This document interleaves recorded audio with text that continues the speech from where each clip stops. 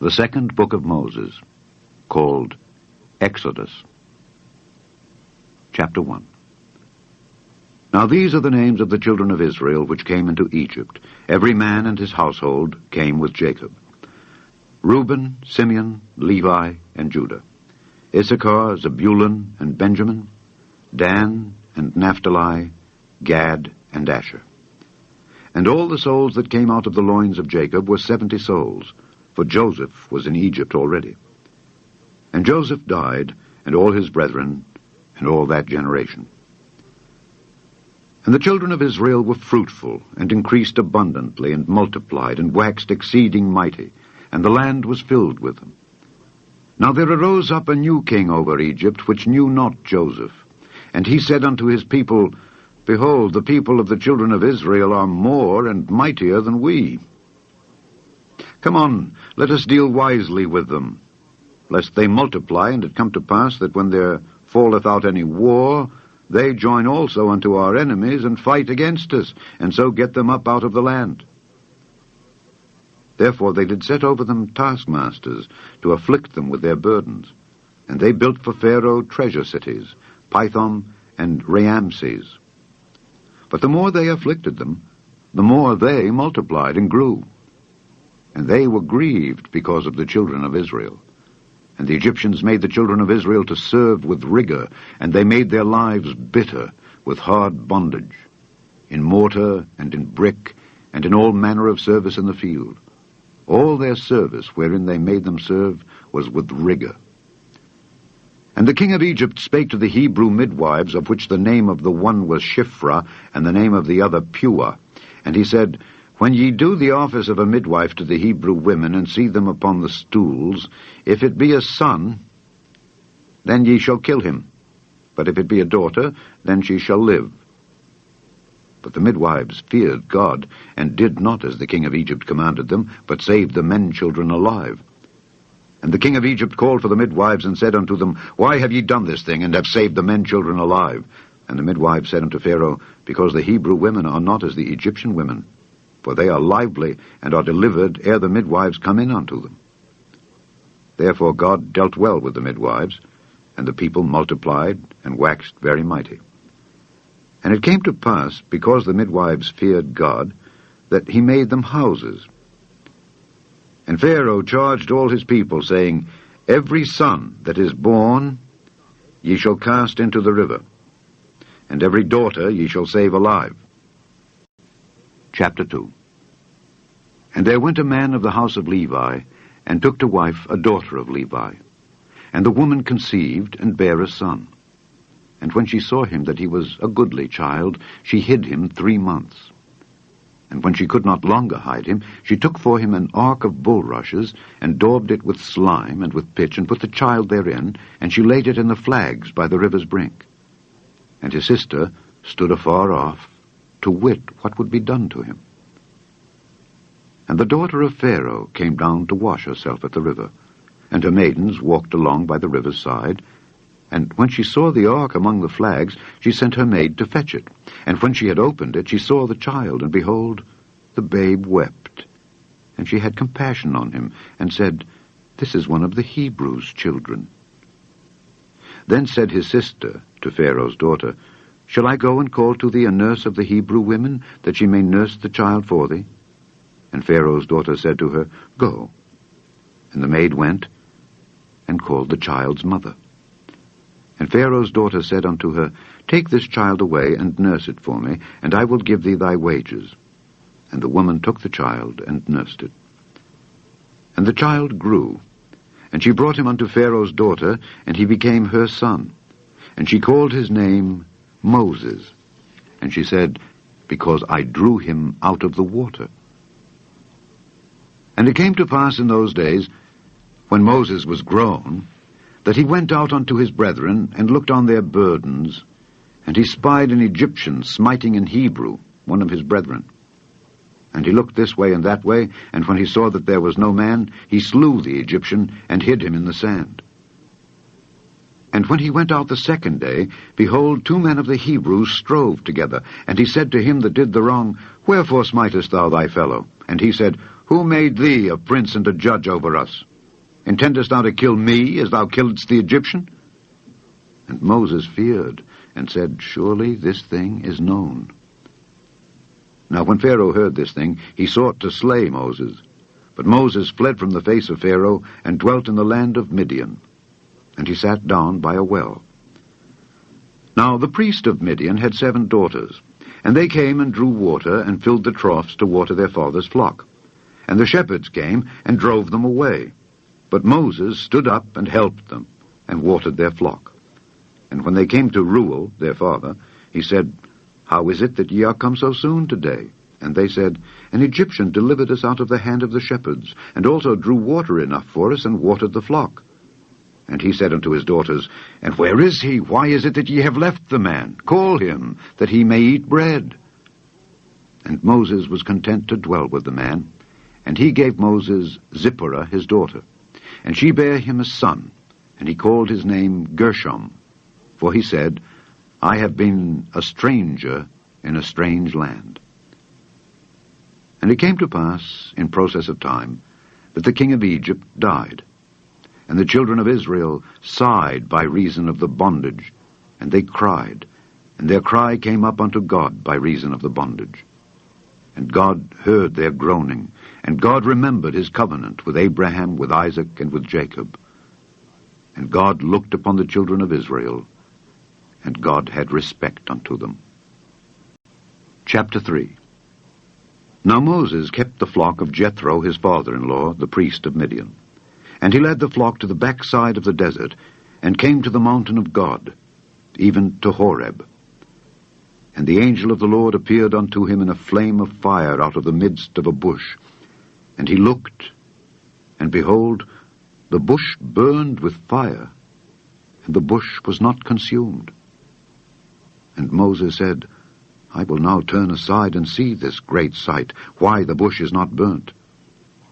And when the Lord saw that he turned aside to see, God called unto him out of the midst of the bush, and said, Moses, Moses. And he said, Here am I. And he said, Draw not nigh hither. Put off thy shoes from off thy feet, for the place whereon thou standest is holy ground. Moreover he said, I am the God of thy father, the God of Abraham, the God of Isaac, and the God of Jacob.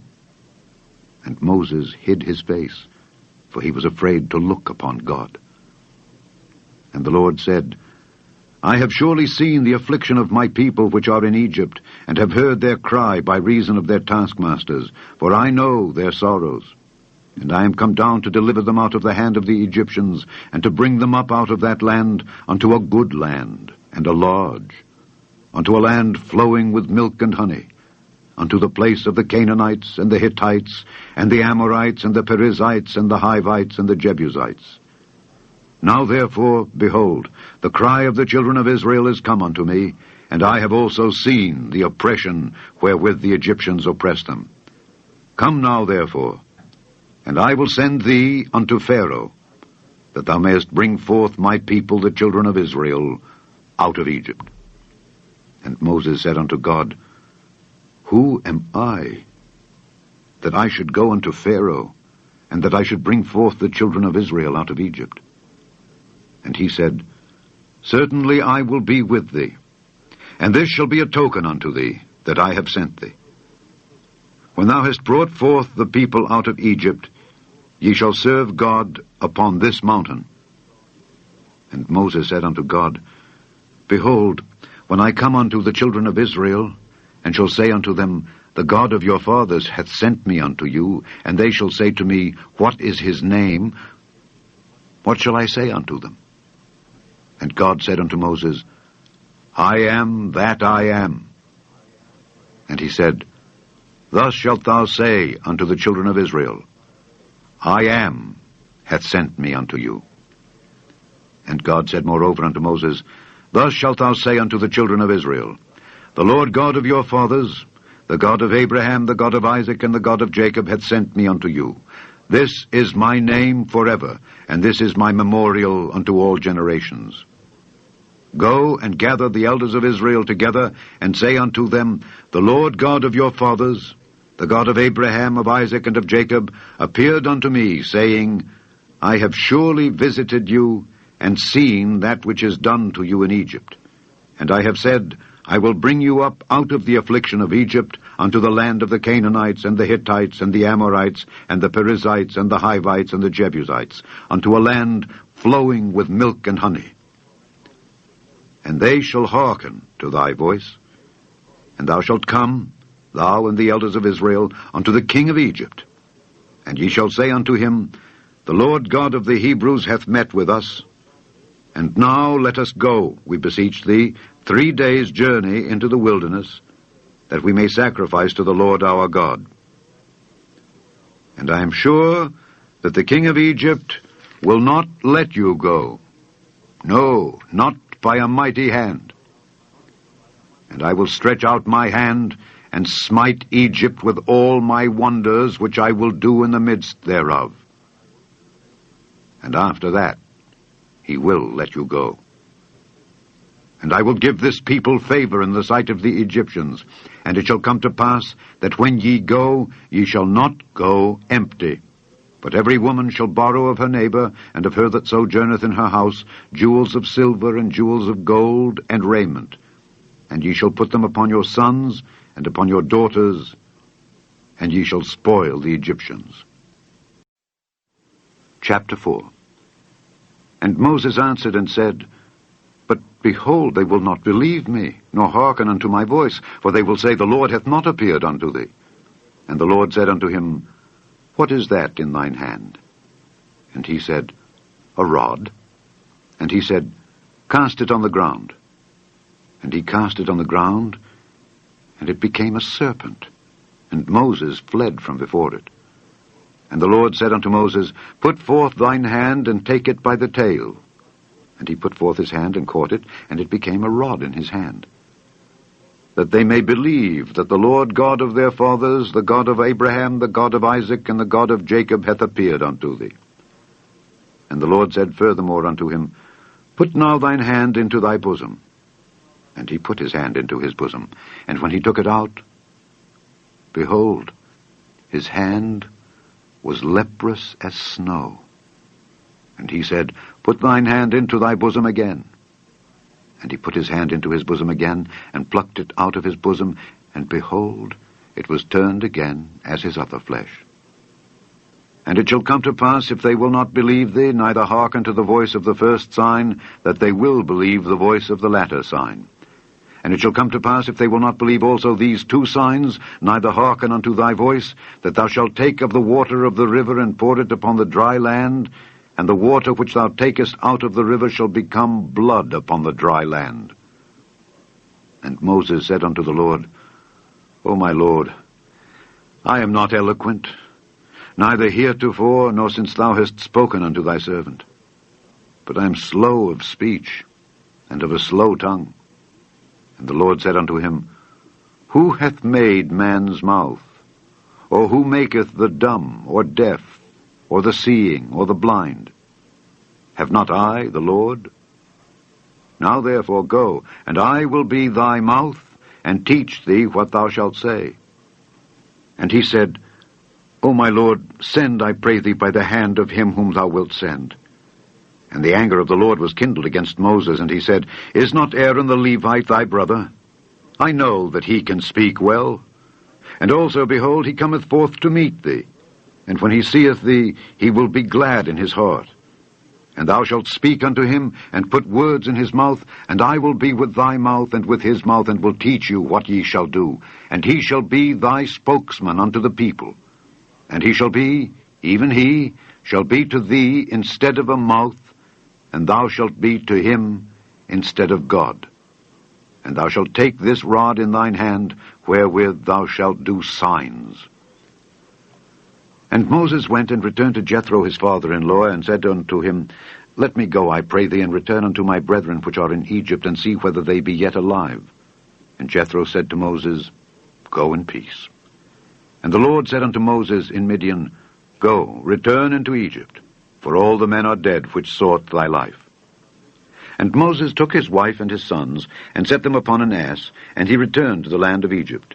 And Moses took the rod of God in his hand. And the Lord said unto Moses, When thou goest to return into Egypt, see that thou do all those wonders before Pharaoh which I have put in thine hand. But I will harden his heart, that he shall not let the people go. And thou shalt say unto Pharaoh, Thus saith the Lord, Israel is my son, even my firstborn. And I say unto thee, Let my son go, that he may serve me. And if thou refuse to let him go, behold, I will slay thy son, even thy firstborn. And it came to pass by the way in the inn, that the Lord met him, and sought to kill him. Then Zipporah took a sharp stone, and cut off the foreskin of her son, and cast it at his feet, and said, Surely a bloody husband art thou to me. So he let him go. Then she said, A bloody husband thou art because of the circumcision.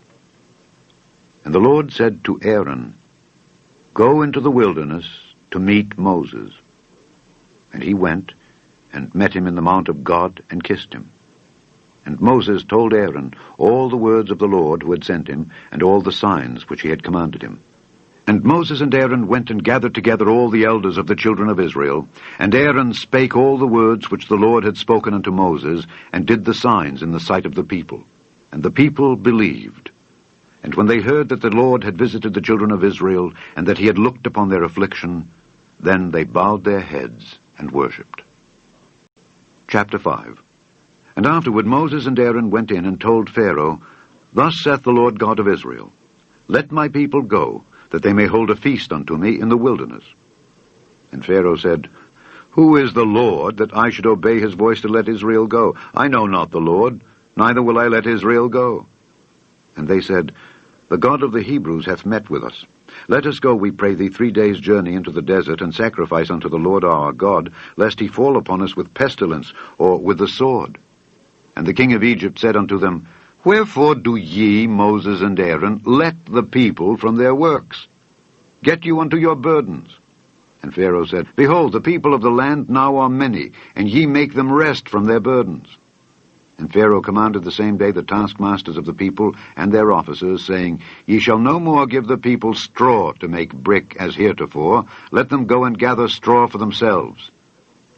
And the tale of the bricks which they did make heretofore, ye shall lay upon them. Ye shall not diminish aught thereof, for they be idle. Therefore they cry, saying, Let us go and sacrifice to our God.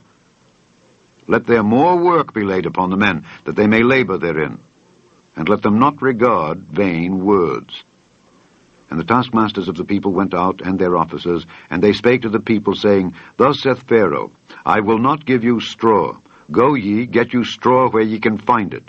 Yet not aught of your work shall be diminished. So the people were scattered abroad throughout all the land of Egypt to gather stubble instead of straw.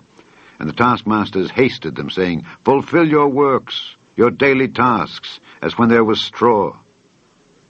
And the officers of the children of Israel, which Pharaoh's taskmasters had set over them, were beaten, and demanded, Wherefore have ye not fulfilled your task in making brick, both yesterday and today as heretofore? Then the officers of the children of Israel came and cried unto Pharaoh, saying, Wherefore dealest thou thus with thy servants? There is no straw given unto thy servants, and they say to us, Make brick, and behold, thy servants are beaten. But the fault is in thine own people. But he said, Ye are idle, ye are idle. Therefore ye say, Let us go and do sacrifice to the Lord. Go therefore now and work, for there shall no straw be given you, yet shall ye deliver the tale of bricks. And the officers of the children of Israel did see that they were in evil case, after it was said, Ye shall not diminish aught from your bricks of your daily task. And they met Moses and Aaron, who stood in the way as they came forth from Pharaoh, and they said unto them, The Lord look upon you and judge, because ye have made our savour to be abhorred in the eyes of Pharaoh and in the eyes of his servants, to put a sword in their hand to slay us. And Moses returned unto the Lord, and said, Lord, wherefore hast thou so evil entreated this people? Why is it that thou hast sent me? For since I came to Pharaoh to speak in thy name, he hath done evil to this people. Neither hast thou delivered thy people at all. Chapter 6. Then the Lord said unto Moses, Now shalt thou see what I will do to Pharaoh. For with a strong hand shall he let them go, and with a strong hand shall he drive them out of his land. And God spake unto Moses, and said unto him, I am the Lord, and I appeared unto Abraham, unto Isaac, and unto Jacob, by the name of God Almighty. But by my name Jehovah was I not known to them. And I have also established my covenant with them, to give them the land of Canaan, the land of their pilgrimage, wherein they were strangers. And I have also heard the groaning of the children of Israel, whom the Egyptians keep in bondage, and I have remembered my covenant.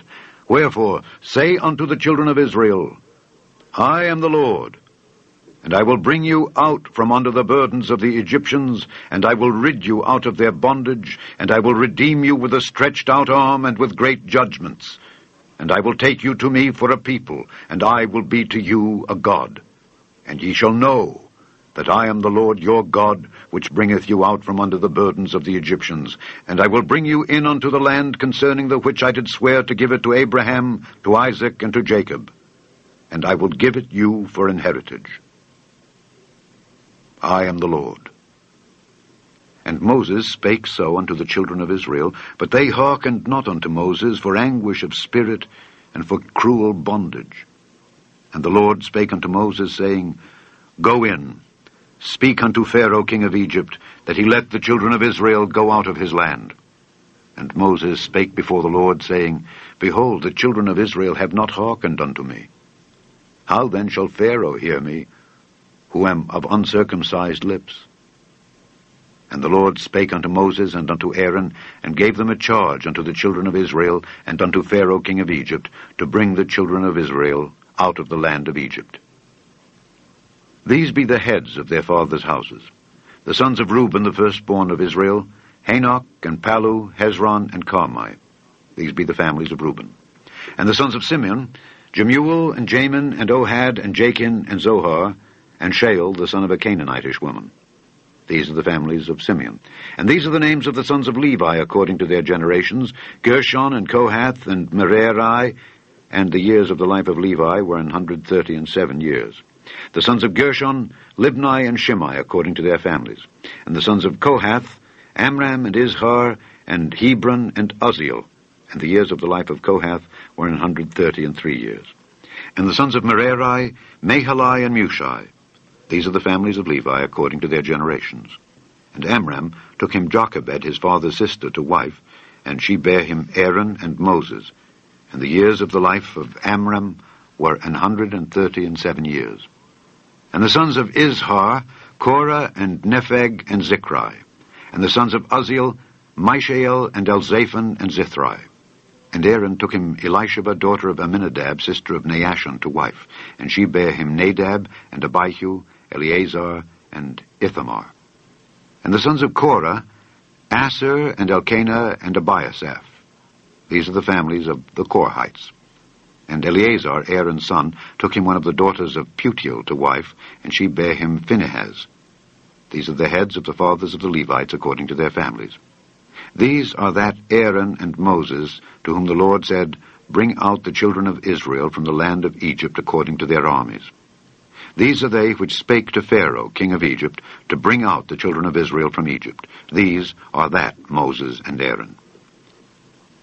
And it came to pass on the day when the Lord spake unto Moses in the land of Egypt, that the Lord spake unto Moses, saying, I am the Lord. Speak thou unto Pharaoh, king of Egypt, all that I say unto thee. And Moses said before the Lord, Behold, I am of uncircumcised lips, and how shall Pharaoh hearken unto me? Chapter 7. And the Lord said unto Moses, See, I have made thee a god to Pharaoh, and Aaron thy brother shall be thy prophet. Thou shalt speak all that I command thee. And Aaron thy brother shall speak unto Pharaoh, that he send the children of Israel out of his land. And I will harden Pharaoh's heart, and multiply my signs and my wonders in the land of Egypt. But Pharaoh shall not hearken unto you, that I may lay my hand upon Egypt, and bring forth mine armies, and my people, the children of Israel, out of the land of Egypt, by great judgments. And the Egyptians shall know that I am the Lord, when I stretch forth mine hand upon Egypt, and bring out the children of Israel from among them. And Moses and Aaron did as the Lord commanded them. So did they. And Moses was 80 years old, and Aaron 83 years old, when they spake unto Pharaoh.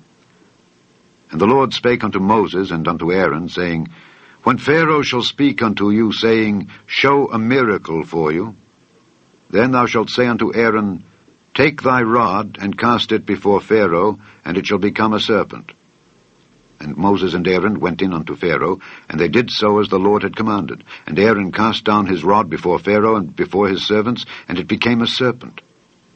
Then Pharaoh also called the wise men and the sorcerers.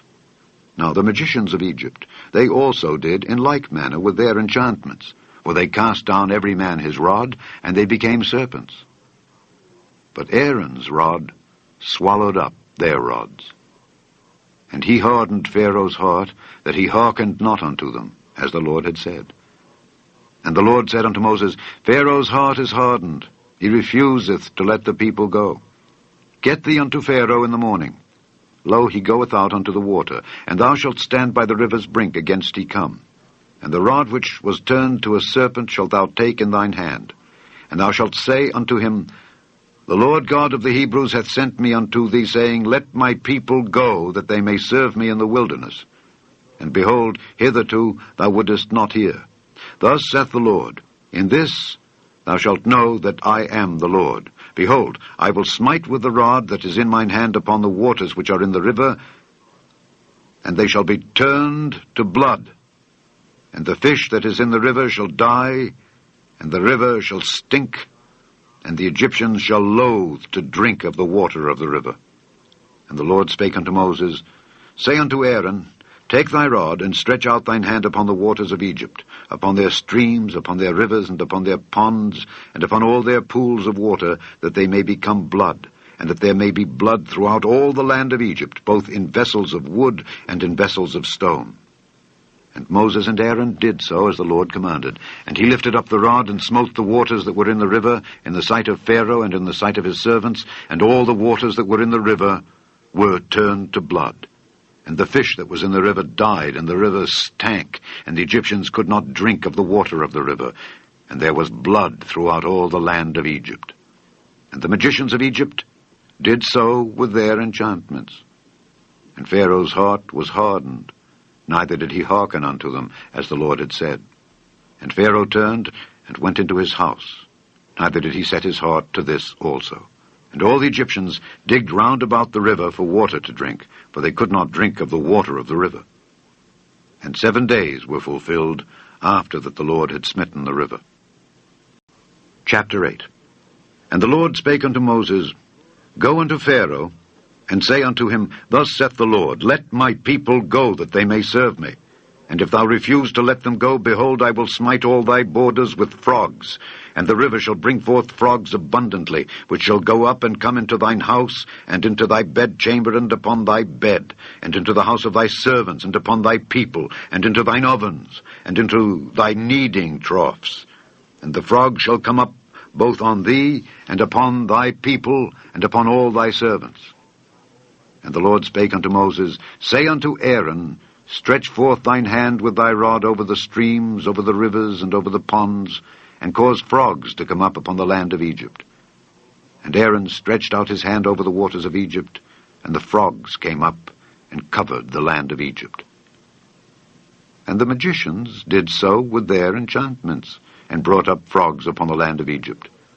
Then Pharaoh called for Moses and Aaron, and said, Entreat the Lord that he may take away the frogs from me and from my people, and I will let the people go, that they may do sacrifice unto the Lord. And Moses said unto Pharaoh, Glory over me.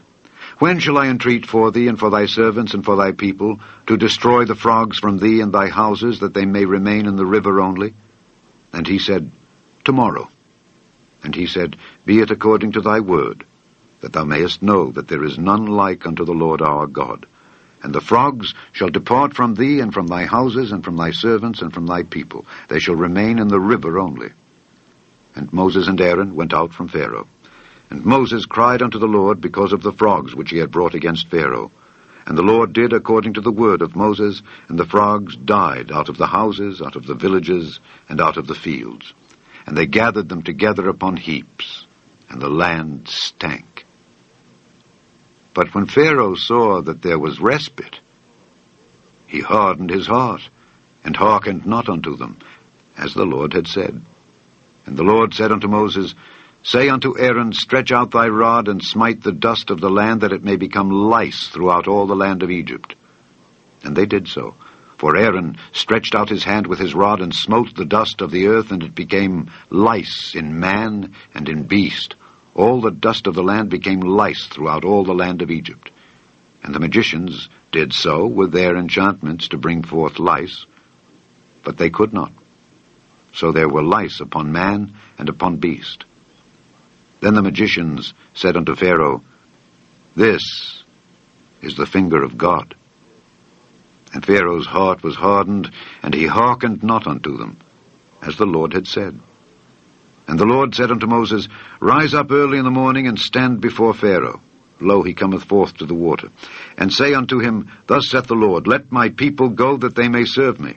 Else, if thou wilt not let my people go, behold, I will send swarms of flies upon thee, and upon thy servants, and upon thy people, and into thy houses. And the houses of the Egyptians shall be full of swarms of flies, and also the ground whereon they are. And I will sever in that day the land of Goshen, in which my people dwell, that no swarms of flies shall be there, to the end thou mayest know that I am the Lord in the midst of the earth. And I will put a division between my people and thy people. Tomorrow shall this sign be. And the Lord did so, and there came a grievous swarm of flies into the house of Pharaoh, and into his servants' houses, and into all the land of Egypt. The land was corrupted by reason of the swarm of flies. And Pharaoh called for Moses and for Aaron, and said, Go ye, sacrifice to your God in the land. And Moses said, It is not meet so to do, for we shall sacrifice the abomination of the Egyptians to the Lord our God. Lo, shall we sacrifice the abomination of the Egyptians before their eyes, and will they not stone us? We will go 3 days' journey into the wilderness, and sacrifice to the Lord our God, as he shall command us. And Pharaoh said, I will let you go, that ye may sacrifice to the Lord your God in the wilderness. Only ye shall not go very far away. Entreat for me. And Moses said, Behold, I go out from thee, and I will entreat the Lord that the swarms of flies may depart from Pharaoh, from his servants, and from his people tomorrow. But let not Pharaoh deal deceitfully any more in not letting the people go to sacrifice to the Lord. And Moses went out from Pharaoh, and entreated the Lord. And the Lord did according to the word of Moses, and he removed the swarms of flies from Pharaoh, from his servants, and from his people. There remained not one. And Pharaoh hardened his heart at this time also, neither would he let the people go. Chapter 9. Then the Lord said unto Moses, Go in unto Pharaoh, and tell him, Thus saith the Lord God of the Hebrews, Let my people go, that they may serve me. For if thou refuse to let them go, and wilt hold them still, behold, the hand of the Lord is upon thy cattle which is in the field, upon the horses, upon the asses, upon the camels, upon the oxen, and upon the sheep. There shall be a very grievous murrain, and the Lord shall sever between the cattle of Israel and the cattle of Egypt, and there shall nothing die of all that is the children's of Israel. And the Lord appointed a set time, saying, Tomorrow the Lord shall do this thing in the land. And the Lord did that thing on the morrow, and all the cattle of Egypt died, but of the cattle of the children of Israel died not one.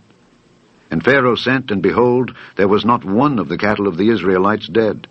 And the heart of Pharaoh was hardened, and he did not let the people go. And the Lord said unto Moses and unto Aaron, Take 2 you handfuls of ashes of the furnace, and let Moses sprinkle it toward the heaven in the sight of Pharaoh, and it shall become small dust in all the land of Egypt, and shall be a boil breaking forth with blains upon man and upon beast throughout all the land of Egypt. And they took ashes of the furnace and stood before Pharaoh, and Moses sprinkled it up toward the heaven, and it became a boil breaking forth with blains upon man and upon beast. And the magicians could not stand before Moses because of the boils, for the boil was upon the magicians and upon all the Egyptians. And the Lord hardened the heart of Pharaoh, and he hearkened not unto them, as the Lord had spoken unto Moses. And the Lord said unto Moses, Rise up early in the morning, and stand before Pharaoh, and say unto him, Thus saith the Lord God of the Hebrews, Let my people go, that they may serve me. For I will at this time send all my plagues upon thine heart, and upon thy servants, and upon thy people, that thou mayest know that there is none like me in all the earth. For now I will stretch out my hand, that I may smite thee and thy people with pestilence, and thou shalt be cut off from the earth. And in very deed, for this cause have I raised thee up, for to show in thee my power, and that my name may be declared throughout all the earth. As yet exaltest thou thyself against my people, that thou wilt not let them go? Behold, tomorrow, about this time, I will cause it to rain a very grievous hail, such as hath not been in Egypt since the foundation thereof, even until now.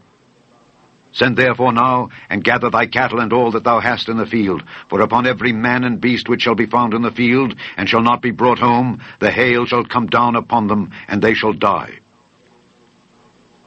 He that feared the word of the Lord among the servants of Pharaoh made his servants and his cattle flee into the houses, and he that regarded not the word of the Lord left his servants and his cattle in the field. And the Lord said unto Moses, Stretch forth thine hand toward heaven, that there may be hail in all the land of Egypt, upon man, and upon beast, and upon every herb of the field, throughout the land of Egypt. And Moses stretched forth his rod toward heaven, and the Lord sent thunder and hail, and the fire ran along upon the ground, and the Lord rained hail upon the land of Egypt. So there was hail, and fire mingled with the hail, very grievous, such as there was none like it in all the land of Egypt since it became a nation. And the hail smote throughout all the land of Egypt all that was in the field, both man and beast. And the hail smote every herb of the field, and brake every tree of the field. Only in the land of Goshen, where the children of Israel were, was there no hail. And Pharaoh sent and called for Moses and Aaron, and said unto them, I have sinned this time. The Lord is righteous, and I and my people are wicked. Entreat the Lord, for it is enough, that there be no more mighty thunderings and hail. And I will let you go, and ye shall stay no longer. And Moses said unto him, As soon as I am gone out of the city, I will spread abroad my hands unto the Lord, and the thunder shall cease, neither shall there be any more hail, that thou mayest know how that the earth is the Lord's. But as for thee and thy servants, I know that ye will not yet fear the Lord God. And the flax and the barley was smitten, for the barley was in the ear, and the flax was bold. But the wheat and the rye were not smitten, for they were not grown up. And Moses went out of the city from Pharaoh, and spread abroad his hands unto the Lord. And the thunders and hail ceased, and the rain was not poured upon the earth. And when Pharaoh saw that the rain and the hail and the thunders were ceased, he sinned yet more, and hardened his heart, he and his servants. And the heart of Pharaoh was hardened, neither would he let the children of Israel go, as the Lord had spoken by Moses. Chapter 10. And the Lord said unto Moses, Go in unto Pharaoh, for I have hardened his heart and the heart of his servants, that I might show these my signs before him. And that thou mayest tell in the ears of thy son and of thy son's son what things I have wrought in Egypt, and my signs which I have done among them, that ye may know how that I am the Lord. And Moses and Aaron came in unto Pharaoh, and said unto him, Thus saith the Lord God of the Hebrews, How long wilt thou refuse to humble thyself before me? Let my people go, that they may serve me. Else, if thou refuse to let my people go, behold, tomorrow will I bring the locusts into thy coast, and they shall cover the face of the earth, that one cannot be able to see the earth. And they shall eat the residue of that which is escaped, which remaineth unto you from the hail, and shall eat every tree which groweth for you out of the field.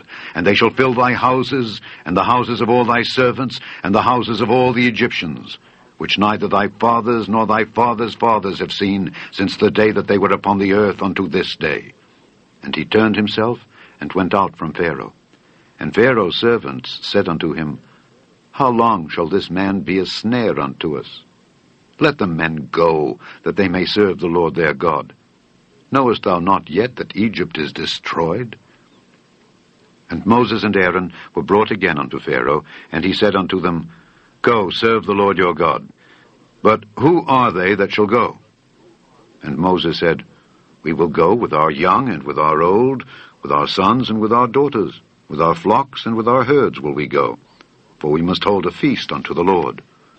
And he said unto them, Let the Lord be so with you as I will let you go and your little ones. Look to it, for evil is before you.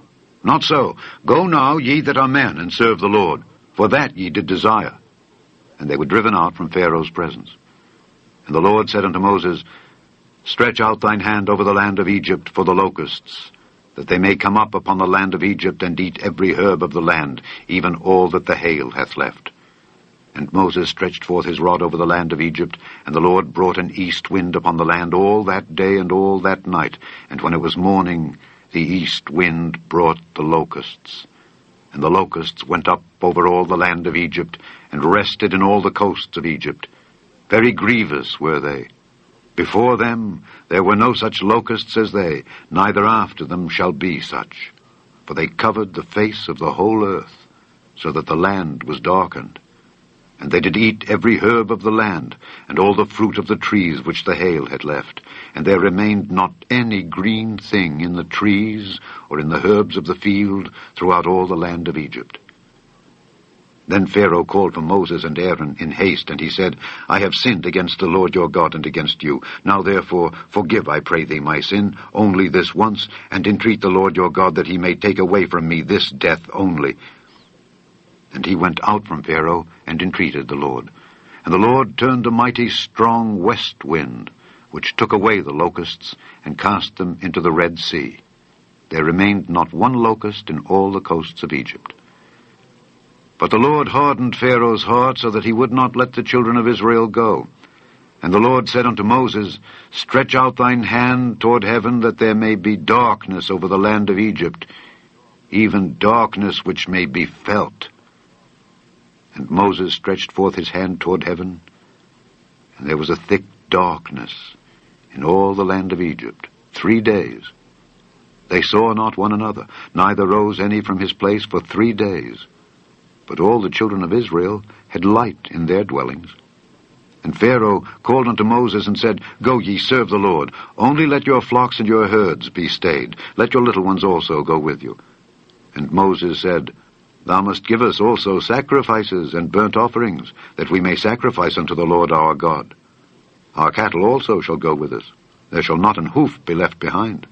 For thereof must we take to serve the Lord our God, and we know not with what we must serve the Lord until we come thither. But the Lord hardened Pharaoh's heart, and he would not let them go. And Pharaoh said unto him, Get thee from me, take heed to thyself, see my face no more, for in that day thou seest my face, thou shalt die. And Moses said, Thou hast spoken well. I will see thy face again no more. Chapter 11. And the Lord said unto Moses, Yet will I bring one plague more upon Pharaoh and upon Egypt. Afterwards he will let you go hence. When he shall let you go, he shall surely thrust you out hence altogether. Speak now in the ears of the people, and let every man borrow of his neighbor, and every woman of her neighbor, jewels of silver and jewels of gold. And the Lord gave the people favor in the sight of the Egyptians. Moreover, the man Moses was very great in the land of Egypt, in the sight of Pharaoh's servants, and in the sight of the people. And Moses said, Thus saith the Lord, About midnight will I go out into the midst of Egypt, and all the firstborn in the land of Egypt shall die, from the firstborn of Pharaoh that sitteth upon his throne, even unto the firstborn of the maidservant that is behind the mill, and all the firstborn of beasts. And there shall be a great cry throughout all the land of Egypt, such as there was none like it, nor shall be like it any more. But against any of the children of Israel shall not a dog move his tongue against man or beast, that ye may know how that the Lord doth put a difference between the Egyptians and Israel. And all these thy servants shall come down unto me, and bow down themselves unto me, saying, Get thee out, and all the people that follow thee. And after that I will go out. And he went out from Pharaoh in a great anger. And the Lord said unto Moses, Pharaoh shall not hearken unto you, that my wonders may be multiplied in the land of Egypt. And Moses and Aaron did all these wonders before Pharaoh. And the Lord hardened Pharaoh's heart, so that he would not let the children of Israel go out of his land. Chapter 12. And the Lord spake unto Moses and Aaron in the land of Egypt, saying, This month shall be unto you the beginning of months. It shall be the first month of the year to you. Speak ye unto all the congregation of Israel, saying, In the 10th day of this month they shall take to them every man a lamb, according to the house of their fathers, a lamb for an house. And if the household be too little for the lamb, let him and his neighbor next unto his house take it according to the number of the souls. Every man according to his eating shall make your count for the lamb. Your lamb shall be without blemish, a male of the first year. Ye shall take it out from the sheep or from the goats. And ye shall keep it up until the 14th day of the same month. And the whole assembly of the congregation of Israel shall kill it in the evening.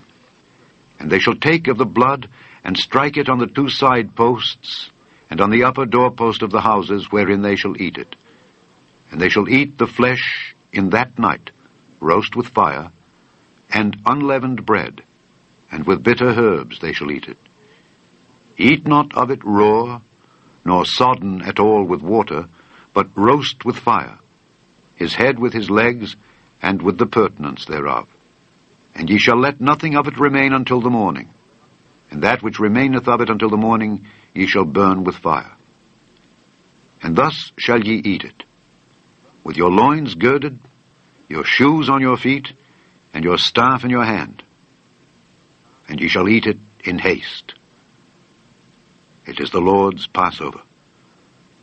For I will pass through the land of Egypt this night, and will smite all the firstborn in the land of Egypt, both man and beast, and against all the gods of Egypt I will execute judgment. I am the Lord. And the blood shall be to you for a token upon the houses where ye are. And when I see the blood, I will pass over you, and the plague shall not be upon you to destroy you when I smite the land of Egypt. And this day shall be unto you for a memorial, and ye shall keep it a feast to the Lord throughout your generations. Ye shall keep it a feast by an ordinance forever. 7 days shall ye eat unleavened bread. Even the first day ye shall put away leaven out of your houses. For whosoever eateth leavened bread from the first day until the 7th day, that soul shall be cut off from Israel.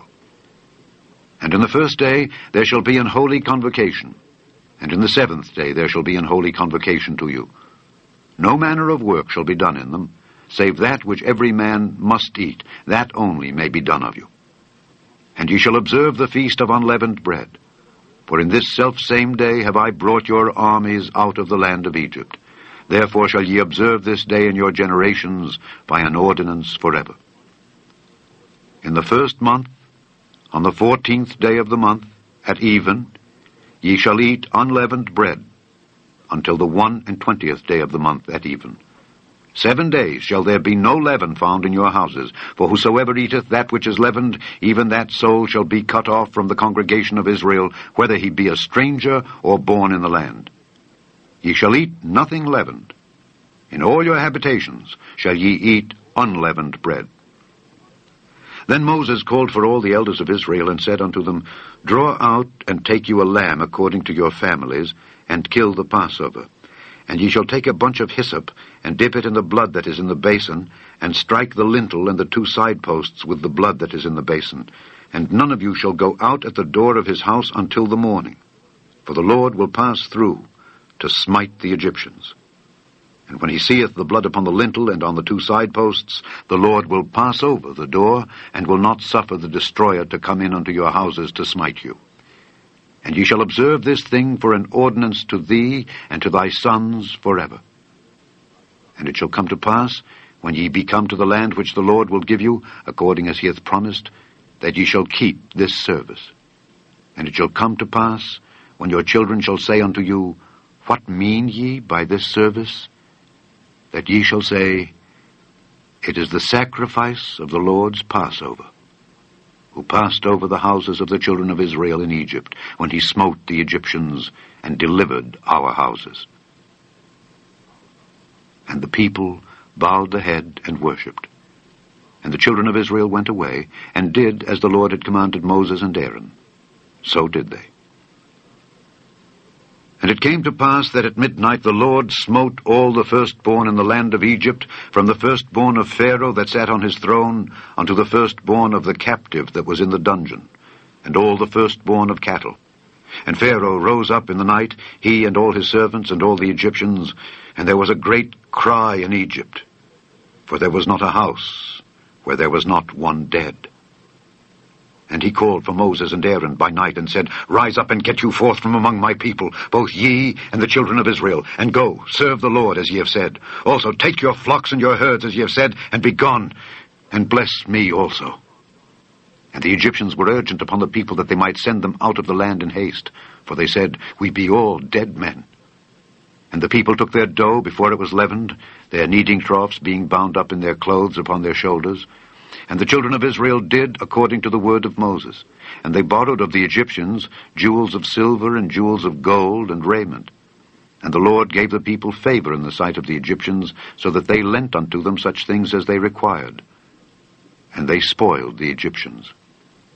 And the children of Israel journeyed from Ramesses to Succoth, about 600,000 on foot that were men, beside children. And a mixed multitude went up also with them, and flocks and herds, even very much cattle. And they baked unleavened cakes of the dough which they brought forth out of Egypt, for it was not leavened, because they were thrust out of Egypt, and could not tarry, neither had they prepared for themselves any victual. Now the sojourning of the children of Israel who dwelt in Egypt was 430 years. And it came to pass at the end of the 430 years, even the selfsame day it came to pass, that all the hosts of the Lord went out from the land of Egypt. It is a night to be much observed unto the Lord, for bringing them out from the land of Egypt. This is that night of the Lord, to be observed of all the children of Israel in their generations. And the Lord said unto Moses and Aaron, This is the ordinance of the Passover. There shall no stranger eat thereof. But every man's servant that is bought for money, when thou hast circumcised him, then shall he eat thereof. A foreigner and an hired servant shall not eat thereof. In one house shall it be eaten. Thou shalt not carry forth aught of the flesh abroad out of the house, neither shall ye break a bone thereof. All the congregation of Israel shall keep it. And when a stranger shall sojourn with thee, and will keep the Passover to the Lord, let all his males be circumcised, and then let him come near and keep it. And he shall be as one that is born in the land. For no uncircumcised person shall eat thereof. One law shall be to him that is homeborn, and unto the stranger that sojourneth among you. Thus did all the children of Israel, as the Lord commanded Moses and Aaron, so did they. And it came to pass the selfsame day, that the Lord did bring the children of Israel out of the land of Egypt by their armies. Chapter 13. And the Lord spake unto Moses, saying, Sanctify unto me all the firstborn, whatsoever openeth the womb among the children of Israel, both of man and of beast. It is mine. And Moses said unto the people, Remember this day in which ye came out from Egypt, out of the house of bondage. For by strength of hand the Lord brought you out from this place. There shall no leavened bread be eaten. This day came ye out in the month Abib. And it shall be, when the Lord shall bring thee into the land of the Canaanites, and the Hittites, and the Amorites, and the Hivites, and the Jebusites, which he sware unto thy fathers to give thee, a land flowing with milk and honey, that thou shalt keep this service in this month. 7 days thou shalt eat unleavened bread, and in the 7th day shall be a feast to the Lord. Unleavened bread shall be eaten 7 days, and there shall no leavened bread be seen with thee, neither shall there be leaven seen with thee in all thy quarters. And thou shalt show thy son in that day, saying, This is done, because of that which the Lord did unto me, when I came forth out of Egypt. And it shall be for a sign unto thee upon thine hand, and for a memorial between thine eyes, that the Lord's law may be in thy mouth. For with a strong hand hath the Lord brought thee out of Egypt. Thou shalt therefore keep this ordinance in his season from year to year. And it shall be, when the Lord shall bring thee into the land of the Canaanites, as he sware unto thee and to thy fathers, and shall give it thee, that thou shalt set apart unto the Lord all that openeth the matrix, and every firstling that cometh of a beast which thou hast. The male shall be the Lord's. And every firstling of an ass thou shalt redeem with a lamb. And if thou wilt not redeem it, then thou shalt break his neck. And all the firstborn of man among thy children shalt thou redeem. And it shall be, when thy son asketh thee in time to come, saying, What is this? That thou shalt say unto him, By strength of hand the Lord brought us out from Egypt, from the house of bondage. And it came to pass, when Pharaoh would hardly let us go, that the Lord slew all the firstborn in the land of Egypt, both the firstborn of man and the firstborn of beast. Therefore I sacrifice to the Lord all that openeth the matrix, being males. But all the firstborn of my children I redeem. And it shall be for a token upon thine hand, and for frontlets between thine eyes. For by strength of hand the Lord brought us forth out of Egypt. And it came to pass, when Pharaoh had let the people go, that God led them not through the way of the land of the Philistines, although that was near. For God said, Lest peradventure the people repent when they see war, and they return to Egypt. But God led the people about through the way of the wilderness of the Red Sea. And the children of Israel went up harnessed out of the land of Egypt. And Moses took the bones of Joseph with him, for he had straitly sworn the children of Israel, saying, God will surely visit you, and ye shall carry up my bones away hence with you. And they took their journey from Succoth, and encamped in Etham, in the edge of the wilderness. And the Lord went before them by day in a pillar of a cloud to lead them the way, and by night in a pillar of fire to give them light, to go by day and night. He took not away the pillar of the cloud by day, nor the pillar of fire by night from before the people. Chapter 14.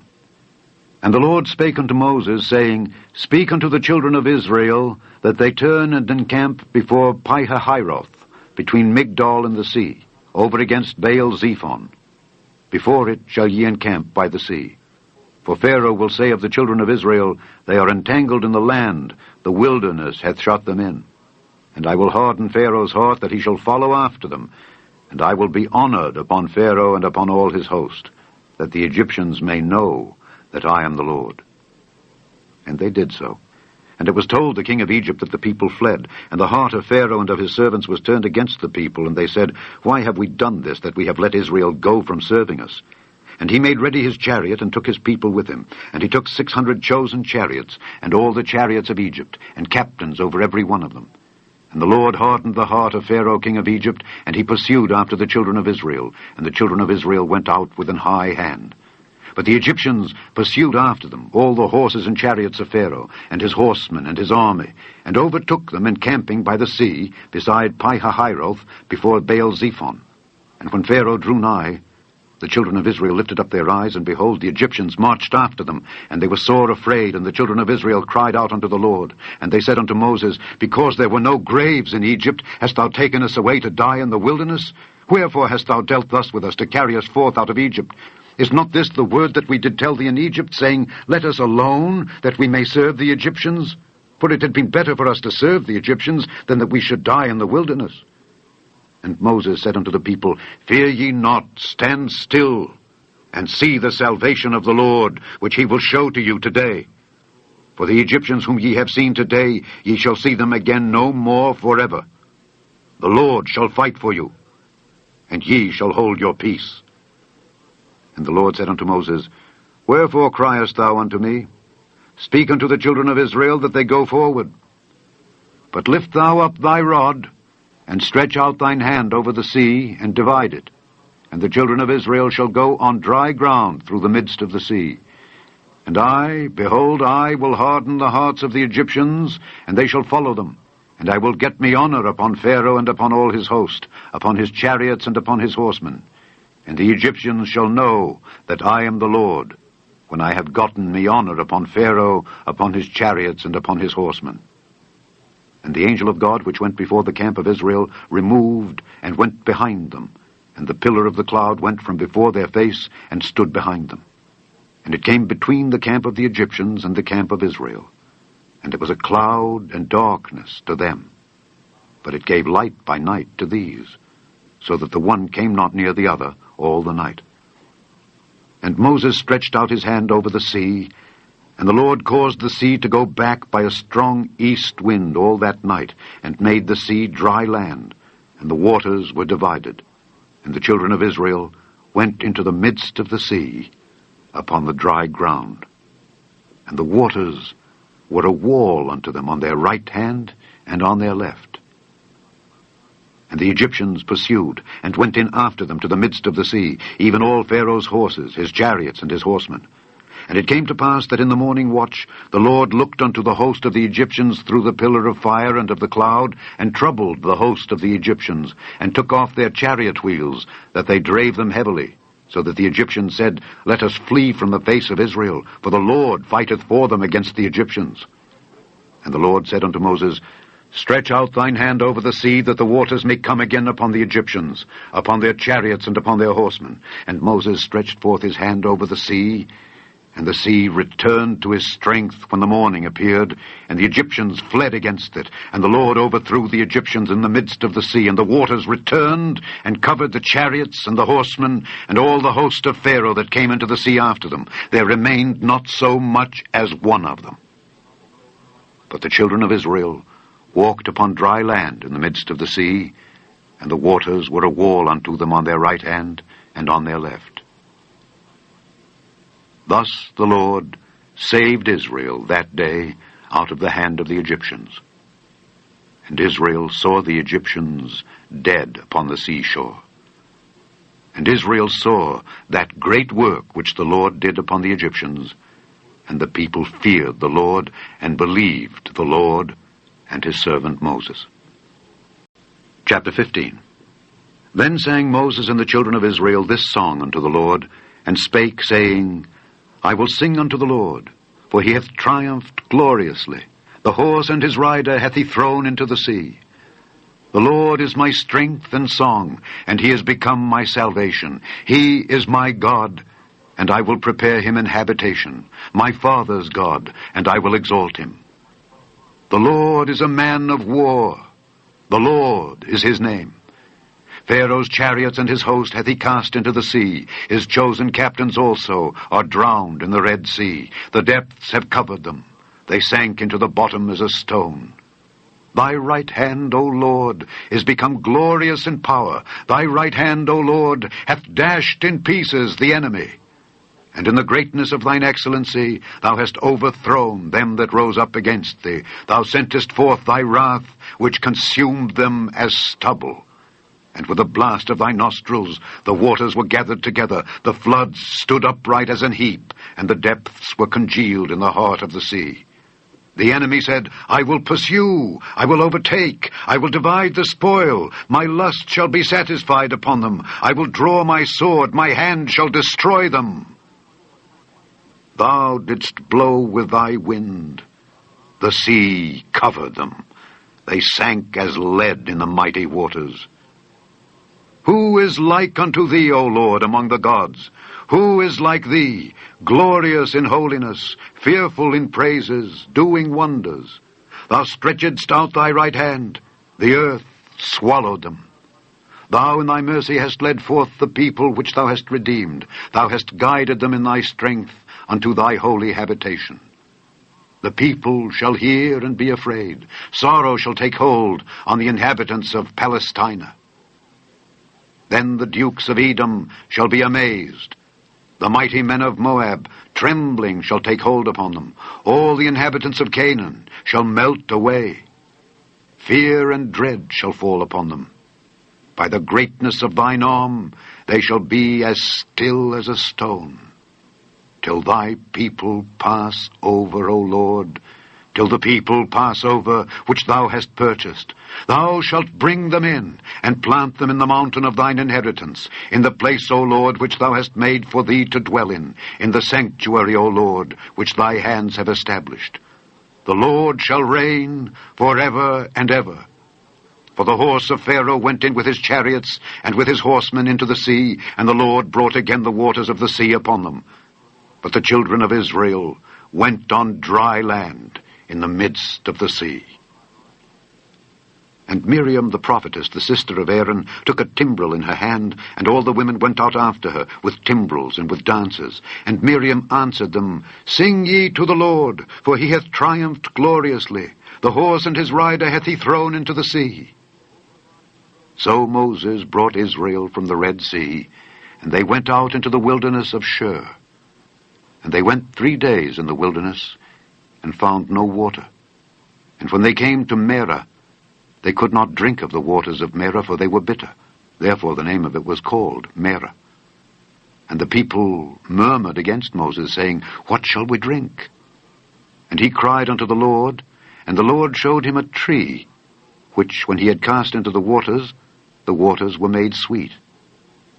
There he made for them a statute and an ordinance, and there he proved them, and said, If thou wilt diligently hearken to the voice of the Lord thy God, and wilt do that which is right in his sight, and wilt give ear to his commandments, and keep all his statutes, I will put none of these diseases upon thee, which I have brought upon the Egyptians. For I am the Lord that healeth thee. And they came to Elim, where were 12 wells of water, and 70 palm trees, and they encamped there by the waters. Chapter 16. And they took their journey from Elim, and all the congregation of the children of Israel came unto the wilderness of Sin, which is between Elim and Sinai, on the 15th day of the 2nd month after their departing out of the land of Egypt. And the whole congregation of the children of Israel murmured against Moses and Aaron in the wilderness. And the children of Israel said unto them, Would to God we had died by the hand of the Lord in the land of Egypt, when we sat by the flesh pots, and when we did eat bread to the full. For ye have brought us forth into this wilderness, to kill this whole assembly with hunger. Then said the Lord unto Moses, Behold, I will rain bread from heaven for you, and the people shall go out and gather a certain rate every day, that I may prove them whether they will walk in my law or no. And it shall come to pass that on the 6th day they shall prepare that which they bring in, and it shall be twice as much as they gather daily. And Moses and Aaron said unto all the children of Israel, At even then ye shall know that the Lord hath brought you out from the land of Egypt. And in the morning then ye shall see the glory of the Lord, for that he heareth your murmurings against the Lord. And what are we, that ye murmur against us? And Moses said, This shall be, when the Lord shall give you in the evening flesh to eat, and in the morning bread to the full, for that the Lord heareth your murmurings which ye murmur against him. And what are we? Your murmurings are not against us, but against the Lord. And Moses spake unto Aaron, Say unto all the congregation of the children of Israel, Come near before the Lord, for he hath heard your murmurings. And it came to pass, as Aaron spake unto the whole congregation of the children of Israel, that they looked toward the wilderness, and behold, the glory of the Lord appeared in the cloud. And the Lord spake unto Moses, saying, I have heard the murmurings of the children of Israel. Speak unto them, saying, At even ye shall eat flesh, and in the morning ye shall be filled with bread, and ye shall know that I am the Lord your God. And it came to pass that at even the quails came up and covered the camp. And in the morning the dew lay round about the host. And when the dew that lay was gone up, behold, upon the face of the wilderness there lay a small round thing, as small as the hoarfrost on the ground. And when the children of Israel saw it, they said one to another, It is manna, for they wist not what it was. And Moses said unto them, This is the bread which the Lord hath given you to eat. This is the thing which the Lord hath commanded. Gather of it every man according to his eating, an omer for every man according to the number of your persons. Take ye every man for them which are in his tents. And the children of Israel did so, and gathered, some more, some less. And when they did meet it with an omer, he that gathered much had nothing over, and he that gathered little had no lack. They gathered every man according to his eating. And Moses said, Let no man leave of it till the morning. Notwithstanding, they hearkened not unto Moses, but some of them left of it until the morning. And it bred worms, and stank, and Moses was wroth with them. And they gathered it every morning, every man according to his eating. And when the sun waxed hot, it melted. And it came to pass that on the 6th day they gathered twice as much bread, 2 omers for one man. And all the rulers of the congregation came and told Moses, and he said unto them, This is that which the Lord hath said, Tomorrow is the rest of the holy Sabbath unto the Lord. Bake that which ye will bake today, and seethe that ye will seethe, and that which remaineth over lay up for you to be kept until the morning. And they laid it up till the morning, as Moses bade, and it did not stink, neither was there any worm therein. And Moses said, Eat that today, for today is a Sabbath unto the Lord. Today ye shall not find it in the field. 6 days ye shall gather it, but on the 7th day, which is the Sabbath, in it there shall be none. And it came to pass that there went out some of the people on the 7th day for to gather, and they found none. And the Lord said unto Moses, How long refuse ye to keep my commandments and my laws? See, for that the Lord hath given you the Sabbath, therefore he giveth you on the 6th day the bread of 2 days. Abide ye every man in his place. Let no man go out of his place on the 7th day. So the people rested on the 7th day. And the house of Israel called the name thereof manna. And it was like coriander seed, white. And the taste of it was like wafers made with honey. And Moses said, This is the thing which the Lord commandeth. Fill an omer of it to be kept for your generations, that they may see the bread wherewith I have fed you in the wilderness, when I brought you forth from the land of Egypt. And Moses said unto Aaron, Take a pot, and put an omer full of manna therein, and lay it up before the Lord, to be kept for your generations. As the Lord commanded Moses, so Aaron laid it up before the testimony to be kept. And the children of Israel did eat manna 40 years, until they came to a land inhabited. They did eat manna until they came unto the borders of the land of Canaan.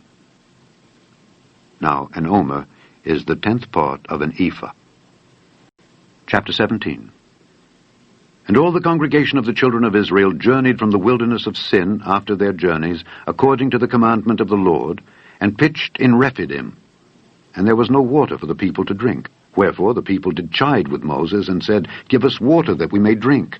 And Moses said unto them, Why chide ye with me? Wherefore do ye tempt the Lord?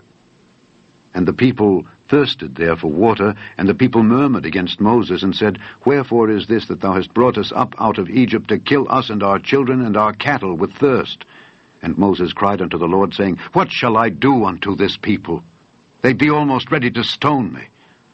And the Lord said unto Moses, Go on before the people, and take with thee of the elders of Israel. And thy rod, wherewith thou smotest the river, take in thine hand, and go. Behold, I will stand before thee there upon the rock in Horeb, and thou shalt smite the rock, and there shall come water out of it, that the people may drink. And Moses did so in the sight of the elders of Israel. And he called the name of the place Massah and Meribah, because of the chiding of the children of Israel, and because they tempted the Lord, saying, Is the Lord among us or not? Then came Amalek, and fought with Israel in Rephidim.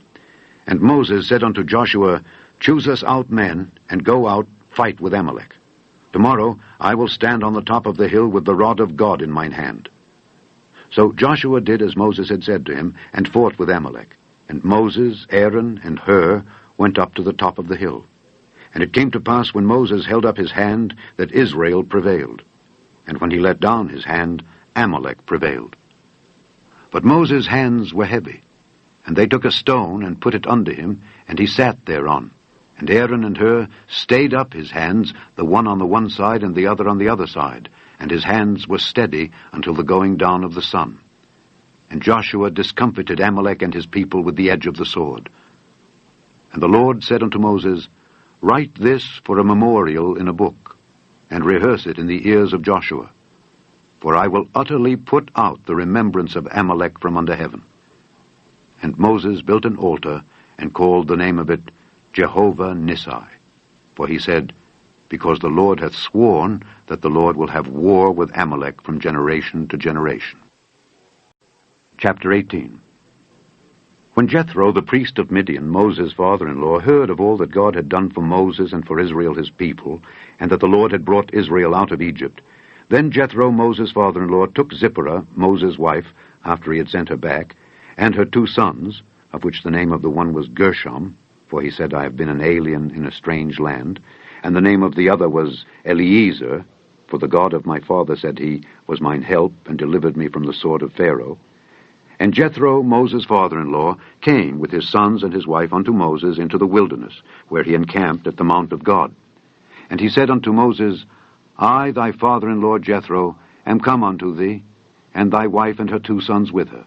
And Moses went out to meet his father-in-law, and did obeisance, and kissed him. And they asked each other of their welfare. And they came into the tent. And Moses told his father-in-law all that the Lord had done unto Pharaoh and to the Egyptians for Israel's sake, and all the travail that had come upon them by the way, and how the Lord delivered them.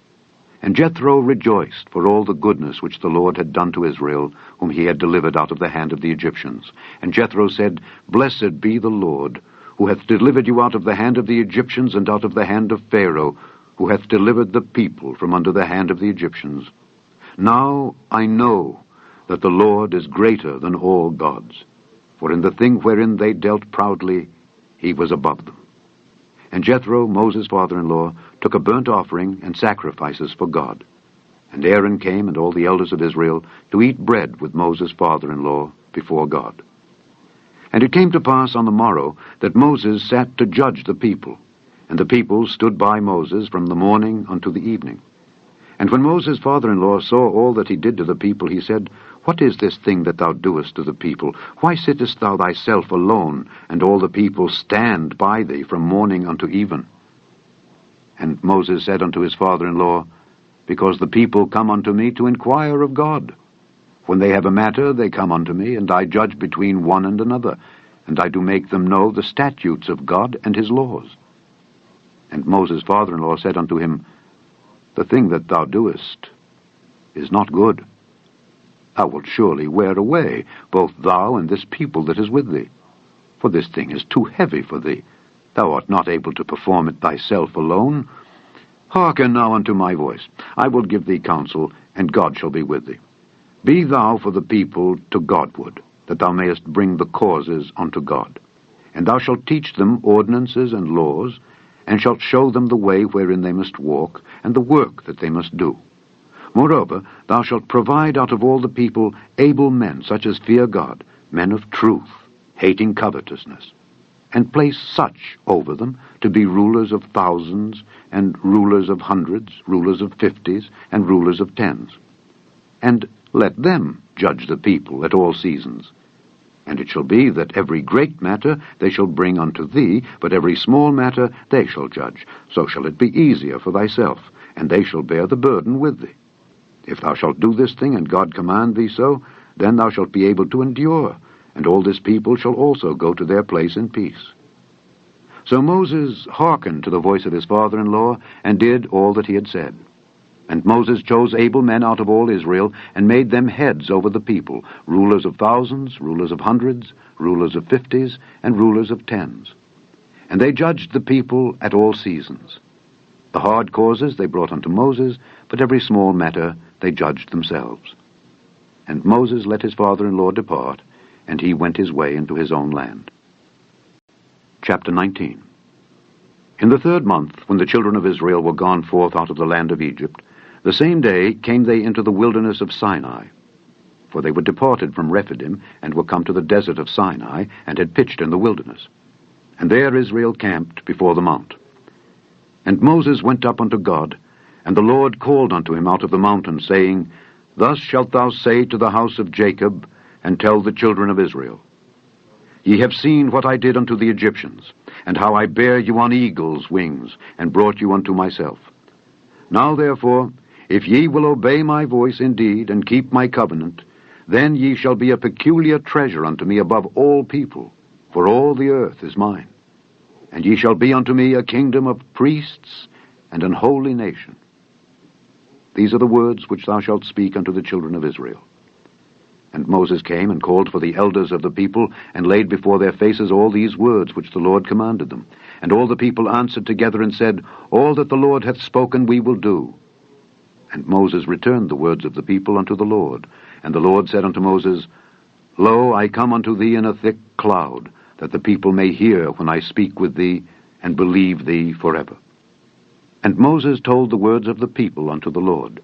And the Lord said unto Moses, Go unto the people, and sanctify them today and tomorrow, and let them wash their clothes, and be ready against the third day. For the third day the Lord will come down in the sight of all the people upon Mount Sinai. And thou shalt set bounds unto the people round about, saying, Take heed to yourselves, that ye go not up into the mount, or touch the border of it. Whosoever toucheth the mount shall be surely put to death. There shall not an hand touch it, but he shall surely be stoned, or shot through. Whether it be beast or man, it shall not live. When the trumpet soundeth long, they shall come up to the mount.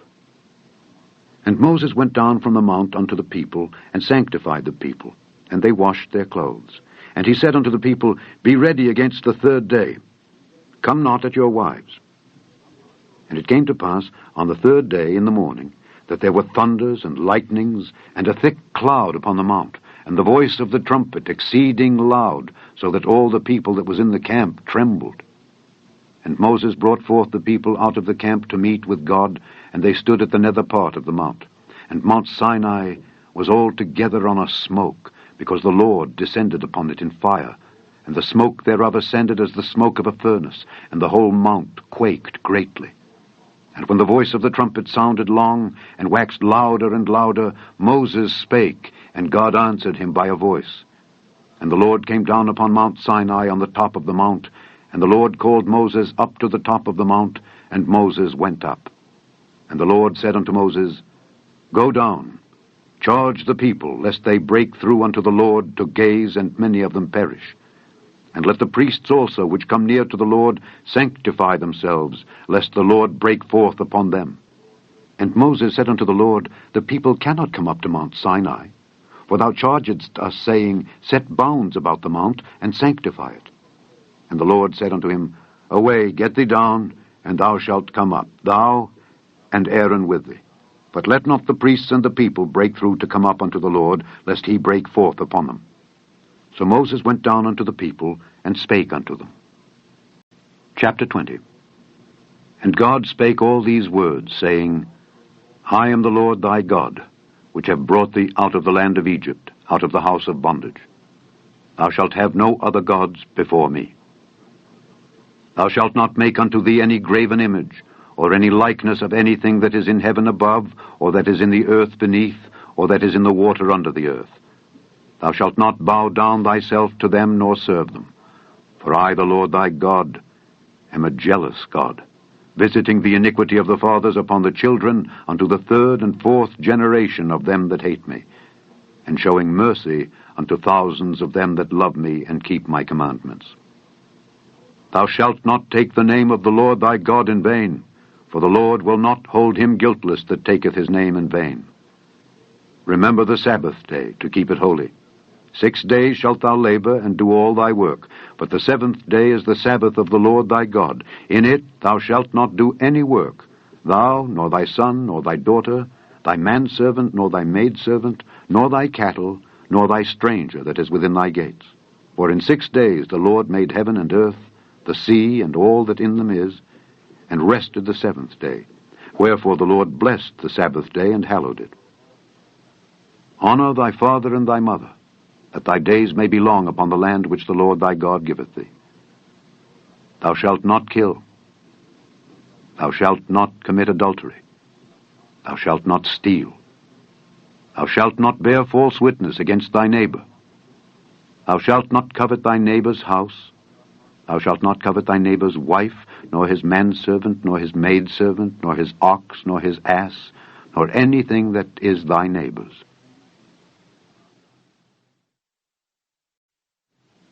And all the people saw the thunderings and the lightnings and the noise of the trumpet and the mountain smoking. And when the people saw it, they removed and stood afar off. And they said unto Moses, Speak thou with us, and we will hear. But let not God speak with us, lest we die.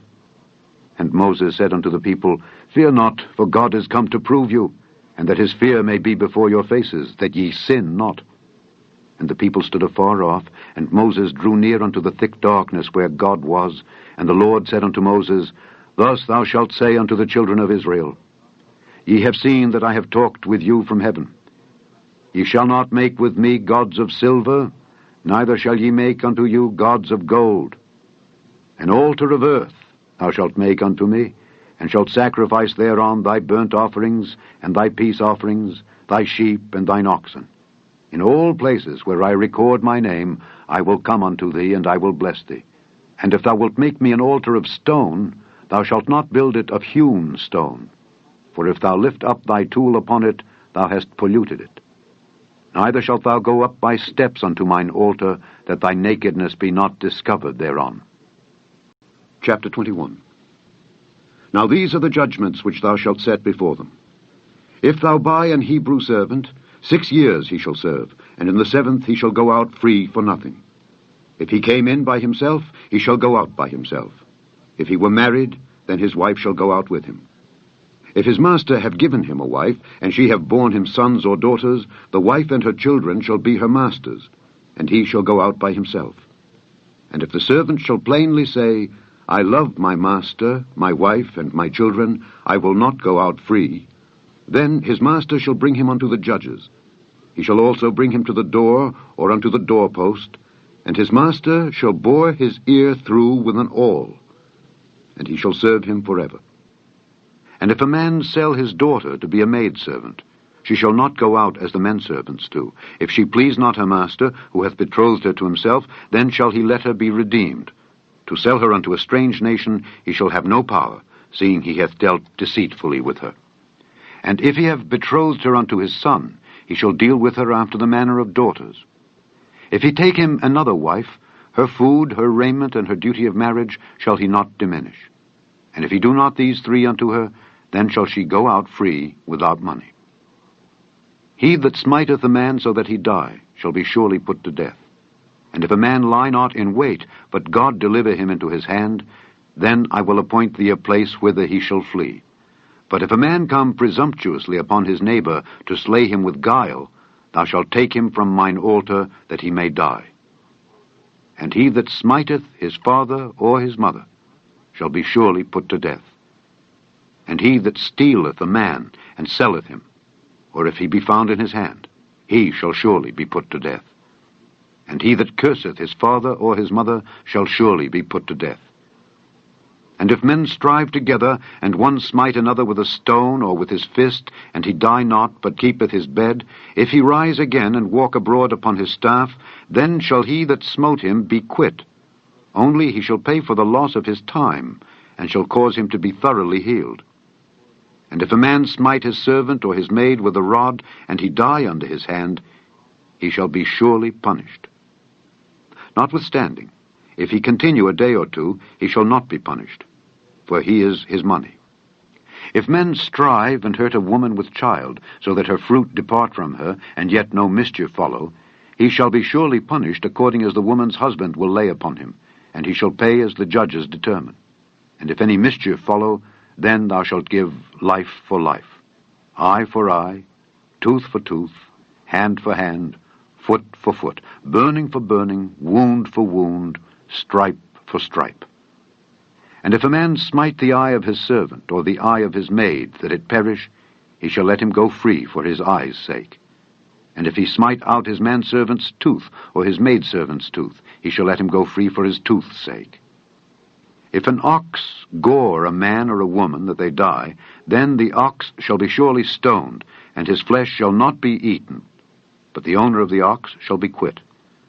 But if the ox were wont to push with his horn in time past, and it hath been testified to his owner, and he hath not kept him in, but that he hath killed a man or a woman, the ox shall be stoned, and his owner also shall be put to death. If there be laid on him a sum of money, then he shall give for the ransom of his life whatsoever is laid upon him. Whether he have gored a son or have gored a daughter, according to this judgment shall it be done unto him. If the ox shall push a manservant or a maidservant, he shall give unto their master 30 shekels of silver, and the ox shall be stoned. And if a man shall open a pit, or if a man shall dig a pit and not cover it, and an ox or an ass fall therein, the owner of the pit shall make it good, and give money unto the owner of them, and the dead beast shall be his. And if one man's ox hurt another's, that he die, then they shall sell the live ox, and divide the money of it, and the dead ox also they shall divide. Or if it be known that the ox hath used to push in time past, and his owner hath not kept him in, he shall surely pay ox for ox, and the dead shall be his own. Chapter 22. If a man shall steal an ox or a sheep, and kill it or sell it, he shall restore 5 oxen for an ox, and 4 sheep for a sheep. If a thief be found breaking up, and be smitten that he die, there shall no blood be shed for him. If the sun be risen upon him, there shall be blood shed for him, for he should make full restitution. If he have nothing, then he shall be sold for his theft. If the theft be certainly found in his hand alive, whether it be ox or ass or sheep, he shall restore double. If a man shall cause a field or vineyard to be eaten, and shall put in his beast, and shall feed in another man's field, of the best of his own field, and of the best of his own vineyard shall he make restitution. If fire break out, and catch in thorns, so that the stacks of corn, or the standing corn, or the field be consumed therewith, he that kindled the fire shall surely make restitution. If a man shall deliver unto his neighbor money or stuff to keep, and it be stolen out of the man's house, if the thief be found, let him pay double. If the thief be not found, then the master of the house shall be brought unto the judges, to see whether he have put his hand unto his neighbor's goods. For all manner of trespass, whether it be for ox, for ass, for sheep, for raiment, or for any manner of lost thing, which another challengeth to be his, the cause of both parties shall come before the judges, and whom the judges shall condemn, he shall pay double unto his neighbor. If a man deliver unto his neighbor an ass or an ox or a sheep or any beast to keep, and it die or be hurt or driven away, no man seeing it, then shall an oath of the Lord be between them both, that he hath not put his hand unto his neighbor's goods. And the owner of it shall accept thereof, and he shall not make it good. And if it be stolen from him, he shall make restitution unto the owner thereof. If it be torn in pieces, then let him bring it for witness, and he shall not make good that which was torn. And if a man borrow aught of his neighbor, and it be hurt or die, the owner thereof being not with it, he shall surely make it good. But if the owner thereof be with it, he shall not make it good. If it be an hired thing, it came for his hire. And if a man entice a maid that is not betrothed, and lie with her, he shall surely endow her to be his wife. If her father utterly refuse to give her unto him, he shall pay money according to the dowry of virgins. Thou shalt not suffer a witch to live. Whosoever lieth with a beast shall surely be put to death. He that sacrificeth unto any god, save unto the Lord only, he shall be utterly destroyed. Thou shalt neither vex a stranger nor oppress him. For ye were strangers in the land of Egypt.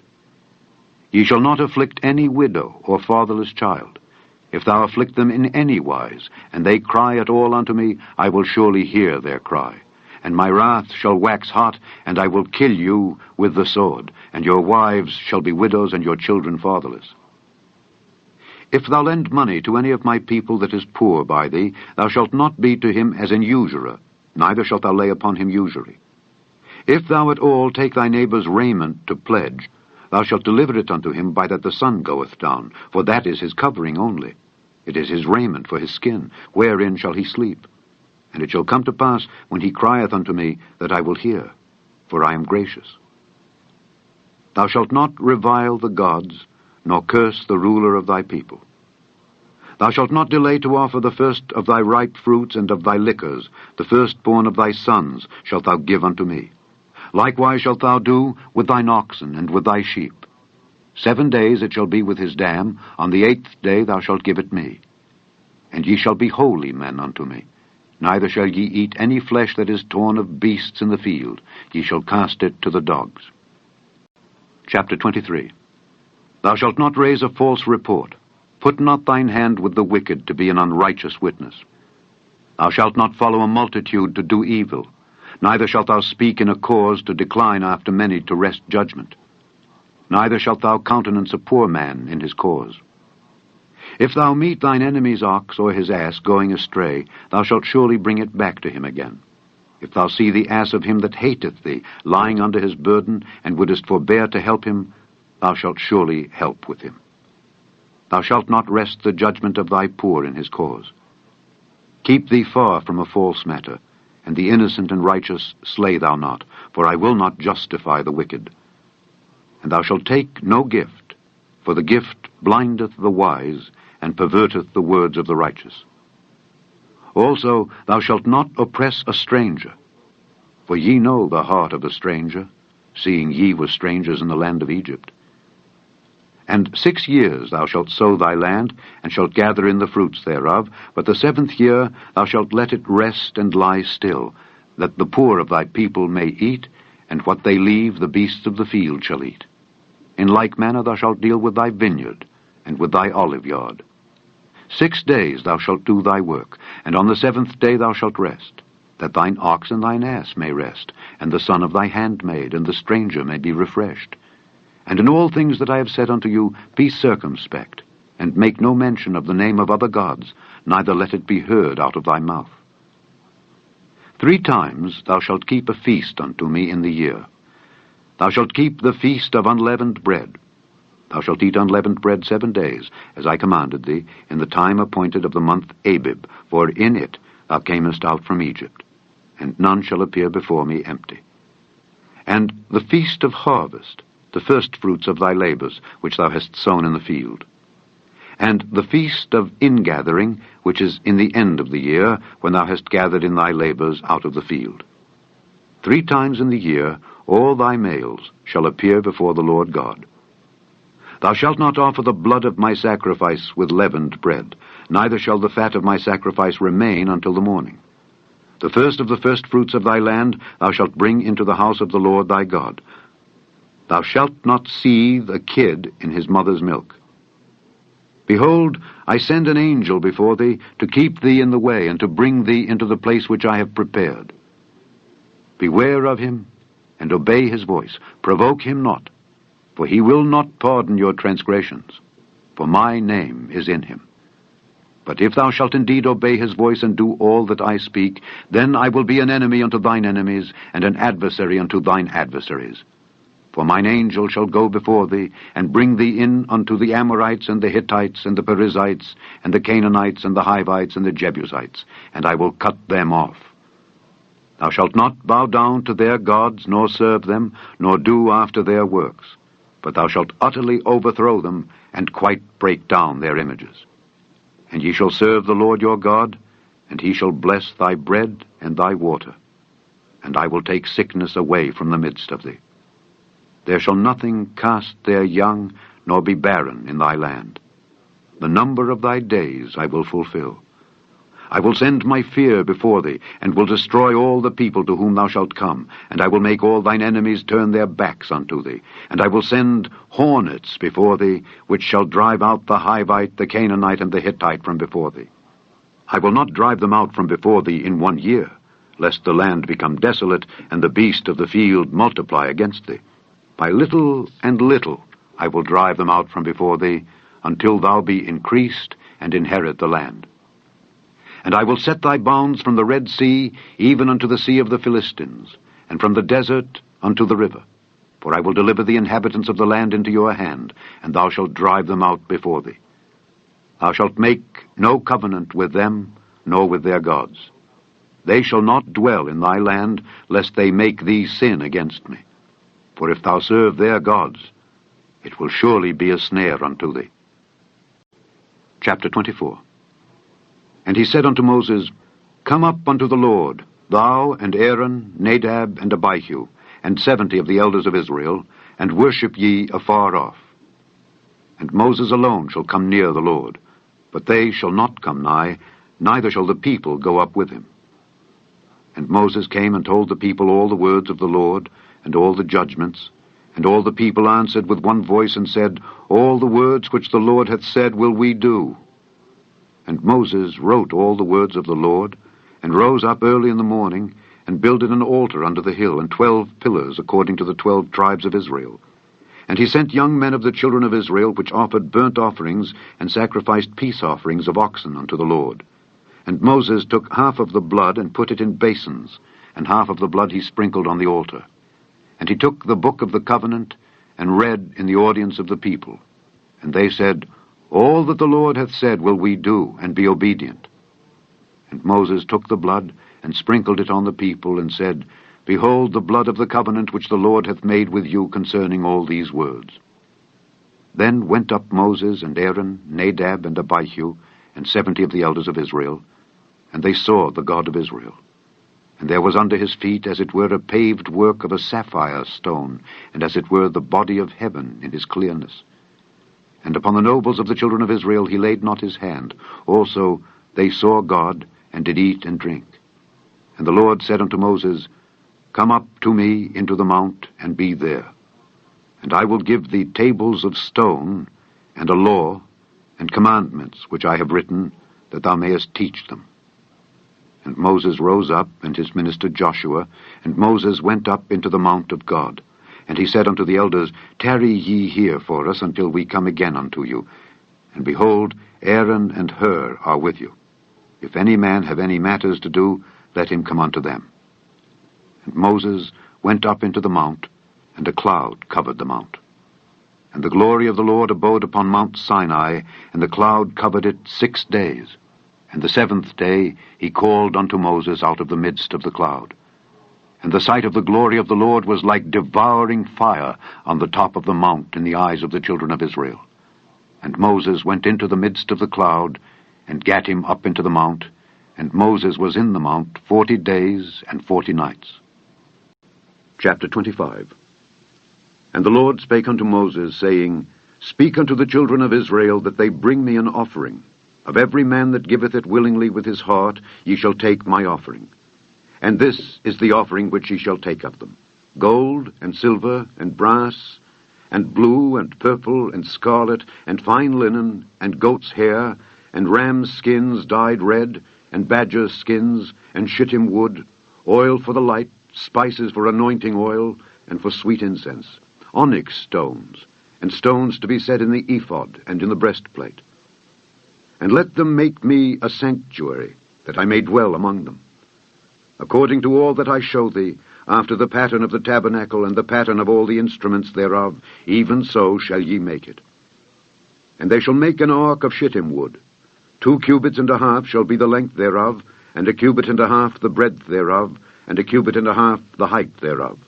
And thou shalt overlay it with pure gold, within and without shalt thou overlay it, and shalt make upon it a crown of gold round about.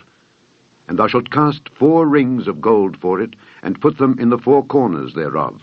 And 2 rings shall be in the one side of it, and 2 rings in the other side of it. And thou shalt make staves of shittim wood, and overlay them with gold. And thou shalt put the staves into the rings by the sides of the ark, that the ark may be borne with them. The staves shall be in the rings of the ark. They shall not be taken from it. And thou shalt put into the ark the testimony which I shall give thee. And thou shalt make a mercy seat of pure gold. 2 cubits and a half shall be the length thereof, and 1 cubit and a half the breadth thereof. And thou shalt make 2 cherubims of gold. Of beaten work shalt thou make them, in the 2 ends of the mercy seat. And make 1 cherub on the one end, and the other cherub on the other end. Even of the mercy seat shall ye make the cherubims on the 2 ends thereof. And the cherubims shall stretch forth their wings on high, covering the mercy seat with their wings, and their faces shall look one to another. Toward the mercy seat shall the faces of the cherubims be. And thou shalt put the mercy seat above upon the ark, and in the ark thou shalt put the testimony that I shall give thee.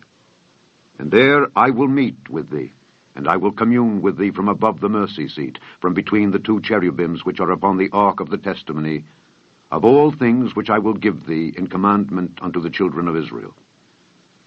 Thou shalt also make a table of shittim wood. 2 cubits shall be the length thereof, and 1 cubit the breadth thereof, and 1 cubit and a half the height thereof.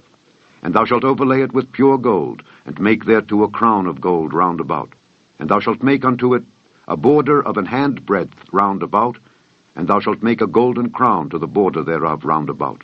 And thou shalt make for it 4 rings of gold, and put the rings in the 4 corners that are on the 4 feet thereof. Over against the border shall the rings be, for places of the staves to bear the table.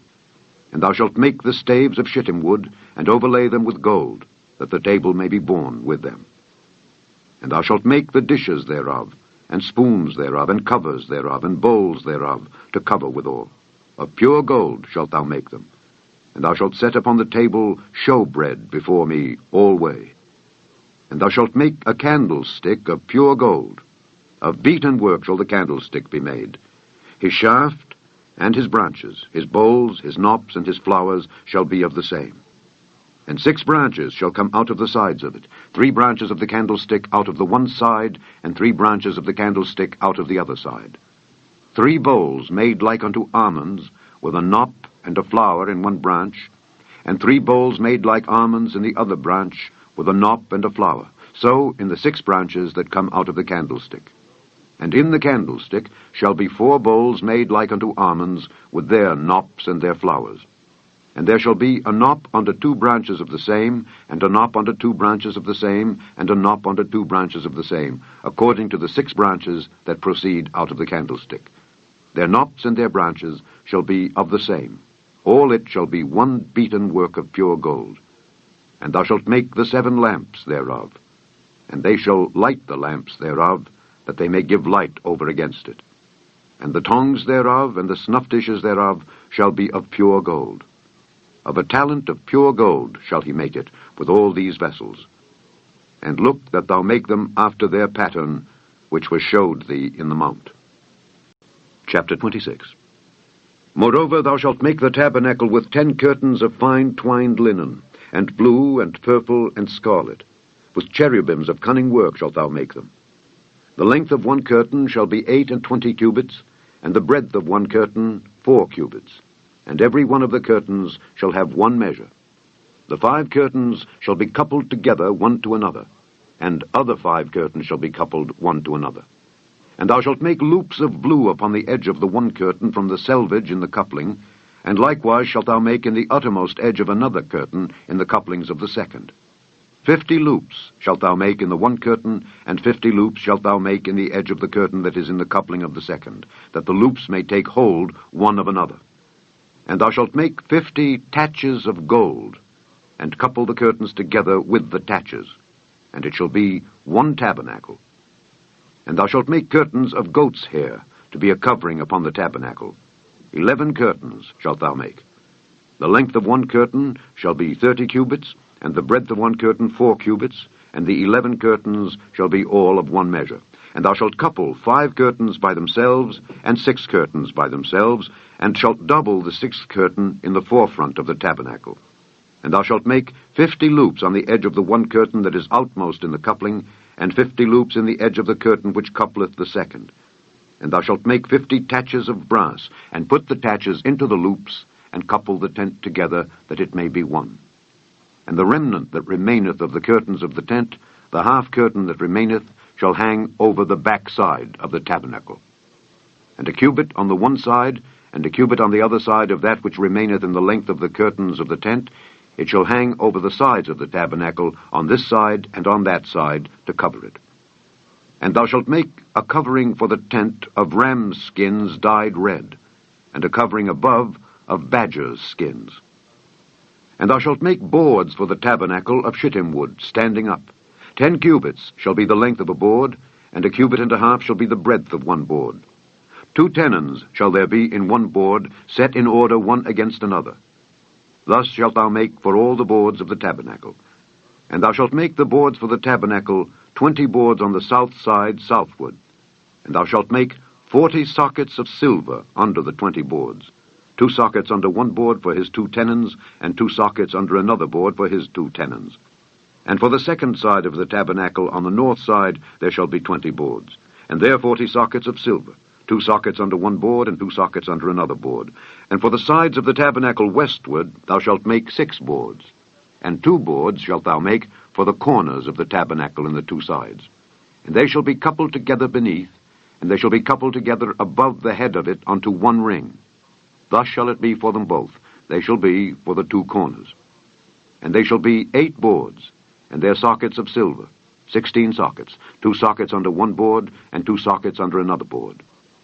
And thou shalt make bars of shittim wood, 5 for the boards of the one side of the tabernacle, and 5 bars for the boards of the other side of the tabernacle, and 5 bars for the boards of the side of the tabernacle for the 2 sides westward. And the middle bar in the midst of the boards shall reach from end to end. And thou shalt overlay the boards with gold, and make their rings of gold for places for the bars. And thou shalt overlay the bars with gold. And thou shalt rear up the tabernacle according to the fashion thereof which was showed thee in the mount. And thou shalt make a veil of blue and purple and scarlet and fine twined linen of cunning work. With cherubims shall it be made. And thou shalt hang it upon 4 pillars of shittim wood overlaid with gold. Their hooks shall be of gold upon the 4 sockets of silver. And thou shalt hang up the veil under the taches, that thou mayest bring in thither within the veil the ark of the testimony.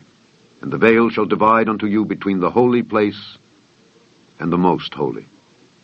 And thou shalt put the mercy seat upon the ark of the testimony in the most holy place. And thou shalt set the table without the veil, and the candlestick over against the table on the side of the tabernacle toward the south. And thou shalt put the table on the north side. And thou shalt make an hanging for the door of the tent of blue and purple and scarlet and fine twined linen, wrought with needlework. And thou shalt make for the hanging 5 pillars of shittim wood, and overlay them with gold. And their hooks shall be of gold, and thou shalt cast 5 sockets of brass for them. Chapter 27.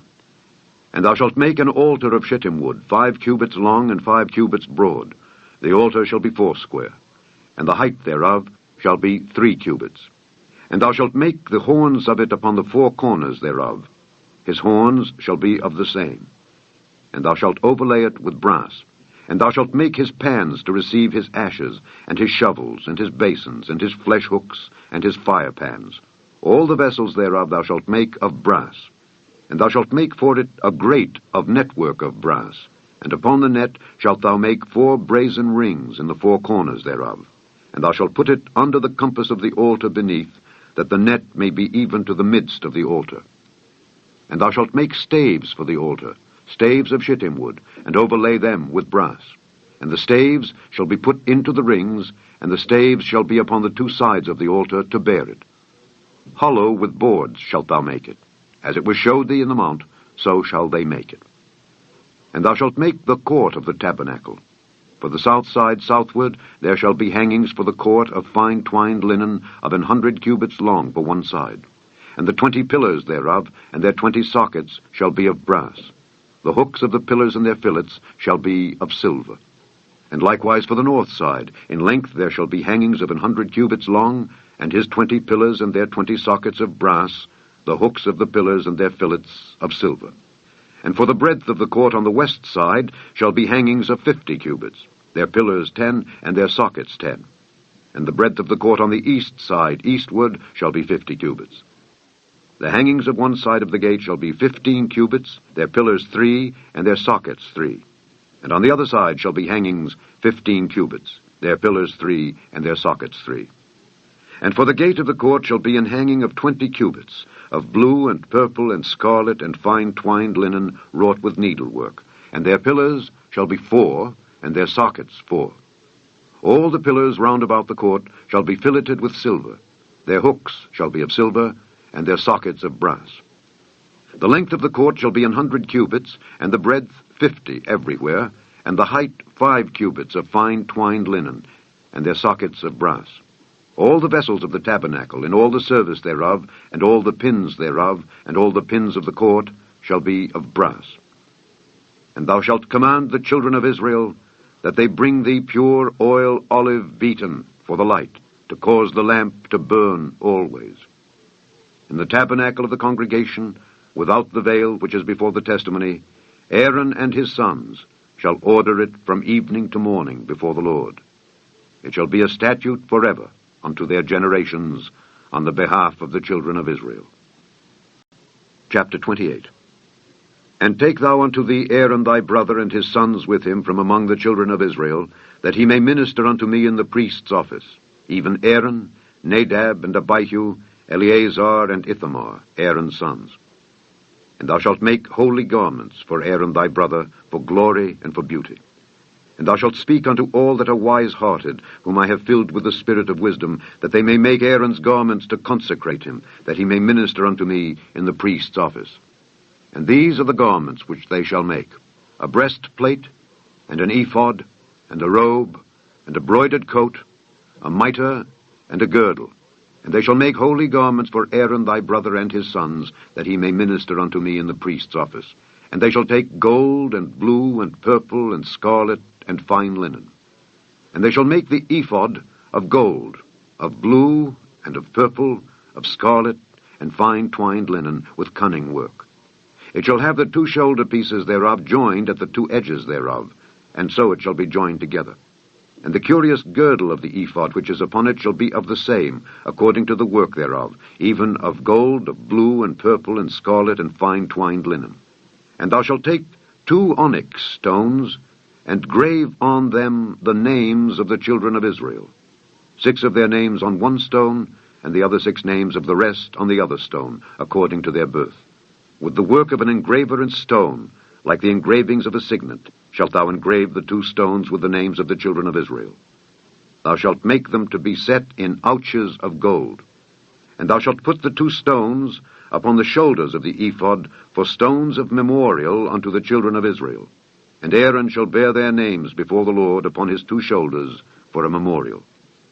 And thou shalt make ouches of gold, and 2 chains of pure gold at the ends. Of wreathen work shalt thou make them, and fasten the wreathen chains to the ouches. And thou shalt make the breastplate of judgment with cunning work. After the work of the ephod thou shalt make it. Of gold, of blue, and of purple, and of scarlet, and of fine twined linen shalt thou make it. 4 it shall be, being doubled. A span shall be the length thereof, and a span shall be the breadth thereof. And thou shalt set in it settings of stones, even 4 rows of stones. The first row shall be a sardius, a topaz, and a carbuncle. This shall be the first row. And the second row shall be an emerald, a sapphire, and a diamond. And the third row a ligure, an agate, and an amethyst. And the 4th row a beryl, and an onyx, and a jasper. They shall be set in gold in their enclosings. And the stones shall be with the names of the children of Israel, 12 according to their names, like the engravings of a signet. Every one with his name shall they be, according to the 12 tribes. And thou shalt make upon the breastplate chains at the ends of wreathen work of pure gold. And thou shalt make upon the breastplate 2 rings of gold, and shalt put the 2 rings on the 2 ends of the breastplate. And thou shalt put the 2 wreathen chains of gold in the 2 rings, which are on the ends of the breastplate. And the other 2 ends of the 2 wreathen chains thou shalt fasten in the 2 ouches, and put them on the shoulder pieces of the ephod before it. And thou shalt make 2 rings of gold, and thou shalt put them upon the 2 ends of the breastplate in the border thereof, which is in the side of the ephod inward. And 2 other rings of gold thou shalt make, and shalt put them on the 2 sides of the ephod underneath, toward the forepart thereof, over against the other coupling thereof, above the curious girdle of the ephod. And they shall bind the breastplate by the rings thereof unto the rings of the ephod, with a lace of blue, that it may be above the curious girdle of the ephod, and that the breastplate be not loosed from the ephod. And Aaron shall bear the names of the children of Israel in the breastplate of judgment upon his heart, when he goeth in unto the holy place, for a memorial before the Lord continually. And thou shalt put in the breastplate of judgment the Urim and the Thummim, and they shall be upon Aaron's heart when he goeth in before the Lord. And Aaron shall bear the judgment of the children of Israel upon his heart before the Lord continually. And thou shalt make the robe of the ephod all of blue, and there shall be an hole in the top of it in the midst thereof. It shall have a binding of woven work round about the whole of it, as it were the whole of an habergeon, that it be not rent.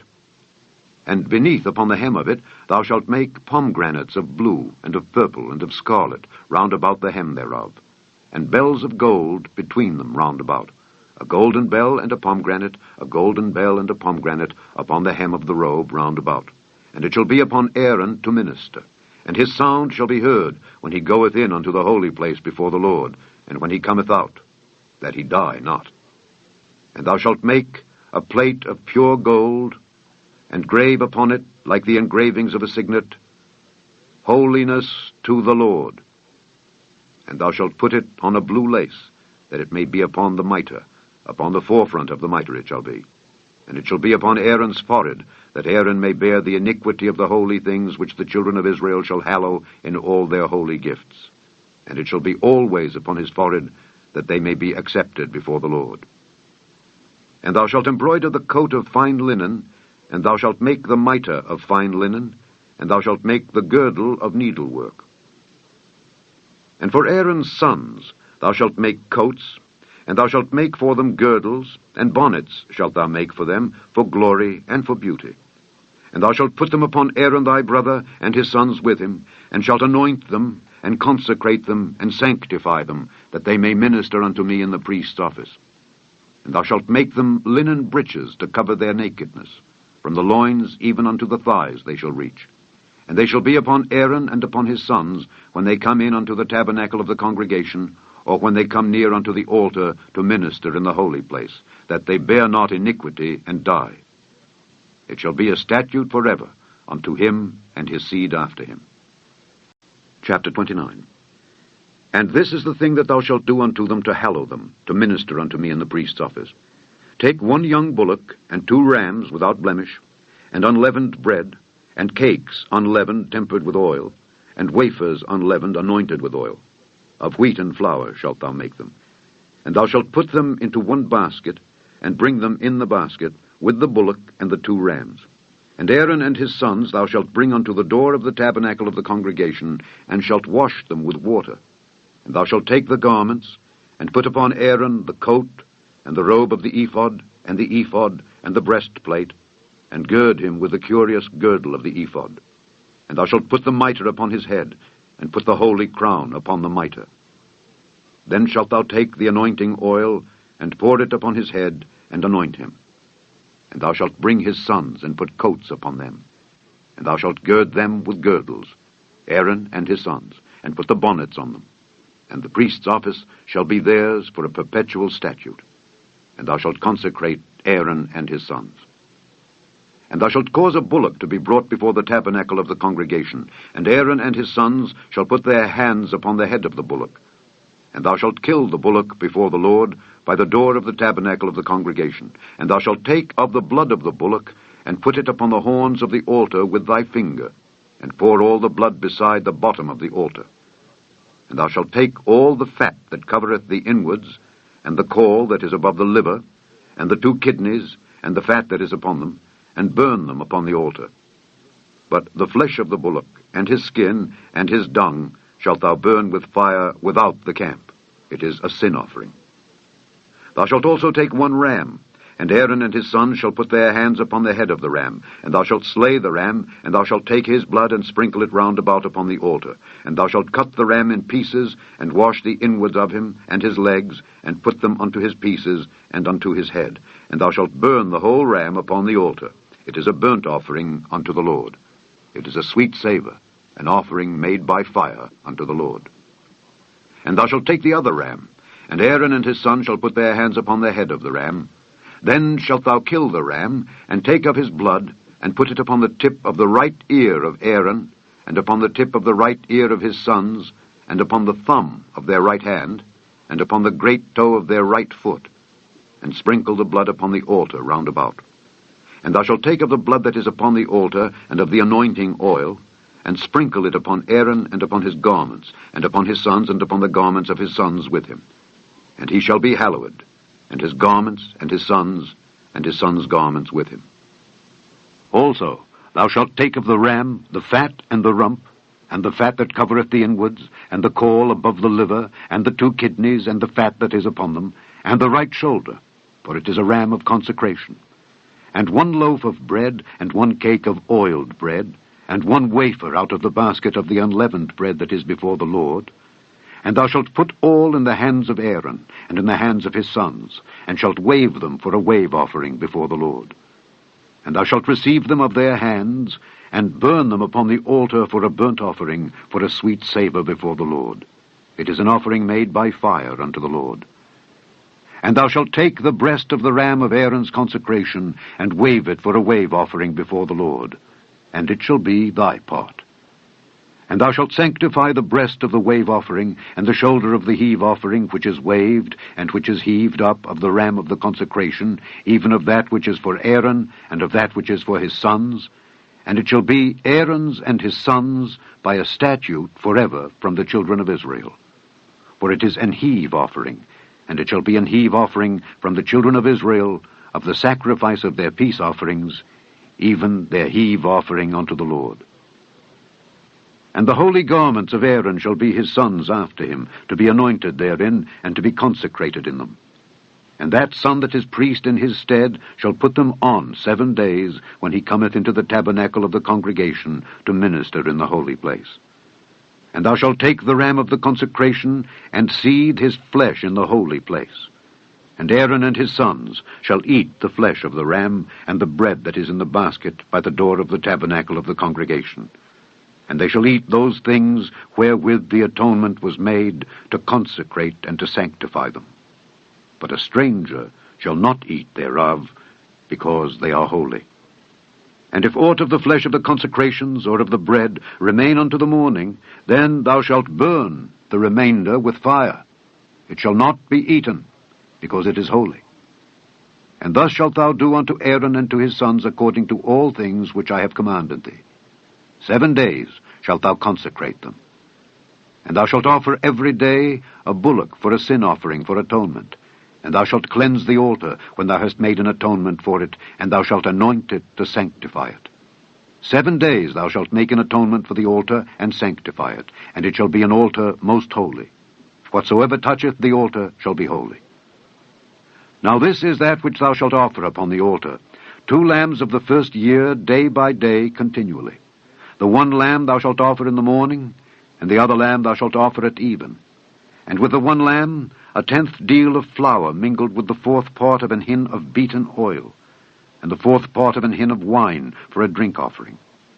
And the other lamb thou shalt offer at even, and shalt do thereto according to the meat offering of the morning, and according to the drink offering thereof, for a sweet savour, an offering made by fire unto the Lord.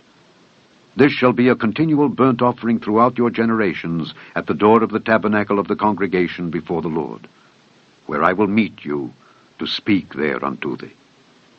And there I will meet with the children of Israel, and the tabernacle shall be sanctified by my glory. And I will sanctify the tabernacle of the congregation and the altar.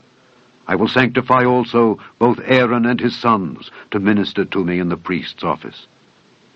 And I will dwell among the children of Israel, and will be their God.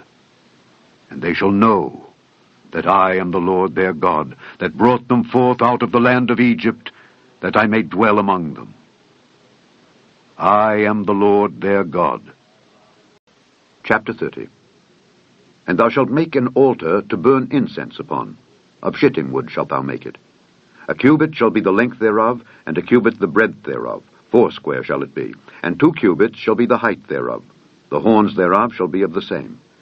And thou shalt overlay it with pure gold, the top thereof, and the sides thereof round about, and the horns thereof.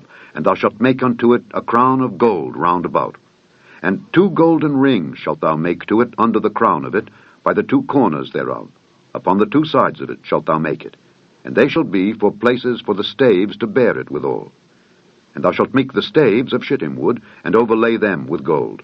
And thou shalt put it before the veil that is by the ark of the testimony, before the mercy seat that is over the testimony, where I will meet with thee.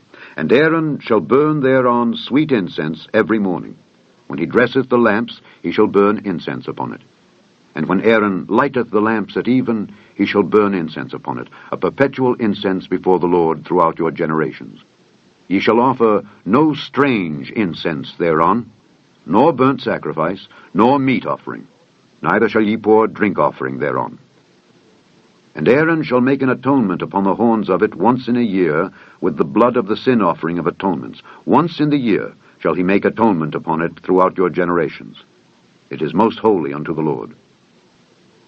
And the Lord spake unto Moses, saying, When thou takest the sum of the children of Israel after their number, then shall they give every man a ransom for his soul unto the Lord, when thou numberest them, that there be no plague among them when thou numberest them. This they shall give, every one that passeth among them that are numbered, 1/2 shekel after the shekel of the sanctuary. A shekel is 20 gerahs. And 1/2 shekel shall be the offering of the Lord. Every one that passeth among them that are numbered from 20 years old and above shall give an offering unto the Lord. The rich shall not give more, and the poor shall not give less than 1/2 shekel, when they give an offering unto the Lord to make an atonement for your souls. And thou shalt take the atonement money of the children of Israel, and shalt appoint it for the service of the tabernacle of the congregation, that it may be a memorial unto the children of Israel before the Lord, to make an atonement for your souls. And the Lord spake unto Moses, saying, Thou shalt also make a laver of brass, and his foot also of brass, to wash withal. And thou shalt put it between the tabernacle of the congregation and the altar, and thou shalt put water therein. For Aaron and his sons shall wash their hands and their feet thereat. When they go into the tabernacle of the congregation, they shall wash with water, that they die not. Or when they come near to the altar to minister, to burn offering made by fire unto the Lord, so they shall wash their hands and their feet, that they die not. And it shall be a statute forever to them, even to him and to his seed throughout their generations. Moreover the Lord spake unto Moses, saying, Take thou also unto thee principal spices, of pure myrrh 500 shekels, and of sweet cinnamon half so much, even 250 shekels, and of sweet calamus 250 shekels, and of cassia 500 shekels after the shekel of the sanctuary, and of oil olive and hin. And thou shalt make it an oil of holy ointment, an ointment compound after the art of the apothecary. It shall be an holy anointing oil. And thou shalt anoint the tabernacle of the congregation therewith, and the ark of the testimony, and the table and all his vessels, and the candlestick and his vessels, and the altar of incense, and the altar of burnt offering, with all his vessels, and the laver and his foot. And thou shalt sanctify them, that they may be most holy. Whatsoever toucheth them shall be holy. And thou shalt anoint Aaron and his sons, and consecrate them, that they may minister unto me in the priest's office. And thou shalt speak unto the children of Israel, saying, This shall be an holy anointing oil unto me throughout your generations. Upon man's flesh shall it not be poured, neither shall ye make any other like it after the composition of it. It is holy, and it shall be holy unto you. Whosoever compoundeth any like it, or whosoever putteth any of it upon a stranger, shall even be cut off from his people. And the Lord said unto Moses, Take unto these sweet spices, stacte, and onycha, and galbanum, these sweet spices with pure frankincense, of each shall there be a like weight. And thou shalt make it a perfume, a confection after the art of the apothecary, tempered together, pure and holy. And thou shalt beat some of it very small, and put of it before the testimony in the tabernacle of the congregation, where I will meet with thee. It shall be unto you most holy. And as for the perfume which thou shalt make, ye shall not make to yourselves according to the composition thereof. It shall be unto thee holy for the Lord. Whosoever shall make like unto that, to smell thereto, shall even be cut off from his people. Chapter 31. And the Lord spake unto Moses, saying, See, I have called by name Bezaleel the son of Uri, the son of Hur, of the tribe of Judah. And I have filled him with the Spirit of God, in wisdom and in understanding, and in knowledge, and in all manner of workmanship, to devise cunning works, to work in gold, and in silver, and in brass, and in cutting of stones, to set them, and in carving of timber, to work in all manner of workmanship. And I, behold, I have given with him Aholiab the son of Ahisamach, of the tribe of Dan. And in the hearts of all that are wise-hearted I have put wisdom, that they may make all that I have commanded thee. The tabernacle of the congregation, and the ark of the testimony, and the mercy seat that is thereupon, and all the furniture of the tabernacle, and the table and his furniture, and the pure candlestick with all his furniture, and the altar of incense, and the altar of burnt offering with all his furniture, and the laver and his foot, and the cloths of service, and the holy garments for Aaron the priest, and the garments of his sons, to minister in the priest's office, and the anointing oil, and sweet incense for the holy place. According to all that I have commanded thee shall they do. And the Lord spake unto Moses, saying, Speak thou also unto the children of Israel, saying, Verily my Sabbaths ye shall keep, for it is a sign between me and you throughout your generations, that ye may know that I am the Lord, that doth sanctify you. Ye shall keep the Sabbath therefore, for it is holy unto you. Every one that defileth it shall surely be put to death. For whosoever doeth any work therein, that soul shall be cut off from among his people. 6 days may work be done, but in the 7th is the Sabbath of rest, holy to the Lord. Whosoever doeth any work in the Sabbath day, he shall surely be put to death. Wherefore the children of Israel shall keep the Sabbath to observe the Sabbath throughout their generations for a perpetual covenant. It is a sign between me and the children of Israel forever. For in 6 days the Lord made heaven and earth, and on the 7th day he rested and was refreshed. And he gave unto Moses, when he had made an end of communing with him upon Mount Sinai, 2 tables of testimony, tables of stone, written with the finger of God. Chapter 32. And when the people saw that Moses delayed to come down out of the mount, the people gathered themselves together unto Aaron, and said unto him, Up, make us gods which shall go before us. For as for this Moses, the man that brought us up out of the land of Egypt, we wot not what is become of him. And Aaron said unto them, Break off the golden earrings which are in the ears of your wives, of your sons, and of your daughters, and bring them unto me. And all the people brake off the golden earrings which were in their ears, and brought them unto Aaron. And he received them at their hand, and fashioned it with a graving tool, after he had made it a molten calf. And they said, These be thy gods, O Israel, which brought thee up out of the land of Egypt. And when Aaron saw it, he built an altar before it. And Aaron made proclamation, and said, Tomorrow is a feast to the Lord. And they rose up early on the morrow, and offered burnt offerings, and brought peace offerings. And the people sat down to eat and to drink, and rose up to play. And the Lord said unto Moses, Go, get thee down, for thy people which thou broughtest out of the land of Egypt have corrupted themselves. They have turned aside quickly out of the way which I commanded them. They have made them a molten calf, and have worshipped it, and have sacrificed thereunto, and said, These be thy gods, O Israel, which have brought thee up out of the land of Egypt. And the Lord said unto Moses, I have seen this people, and behold, it is a stiff-necked people. Now therefore let me alone, that my wrath may wax hot against them, and that I may consume them, and I will make of thee a great nation. And Moses besought the Lord his God, and said, Lord, why doth thy wrath wax hot against thy people, which thou hast brought forth out of the land of Egypt with great power and with a mighty hand? Wherefore should the Egyptians speak and say, For mischief did he bring them out, to slay them in the mountains, and to consume them from the face of the earth? Turn from thy fierce wrath, and repent of this evil against thy people. Remember Abraham, Isaac, and Israel, thy servants, to whom thou swarest by thine own self, and saidst unto them, I will multiply your seed as the stars of heaven.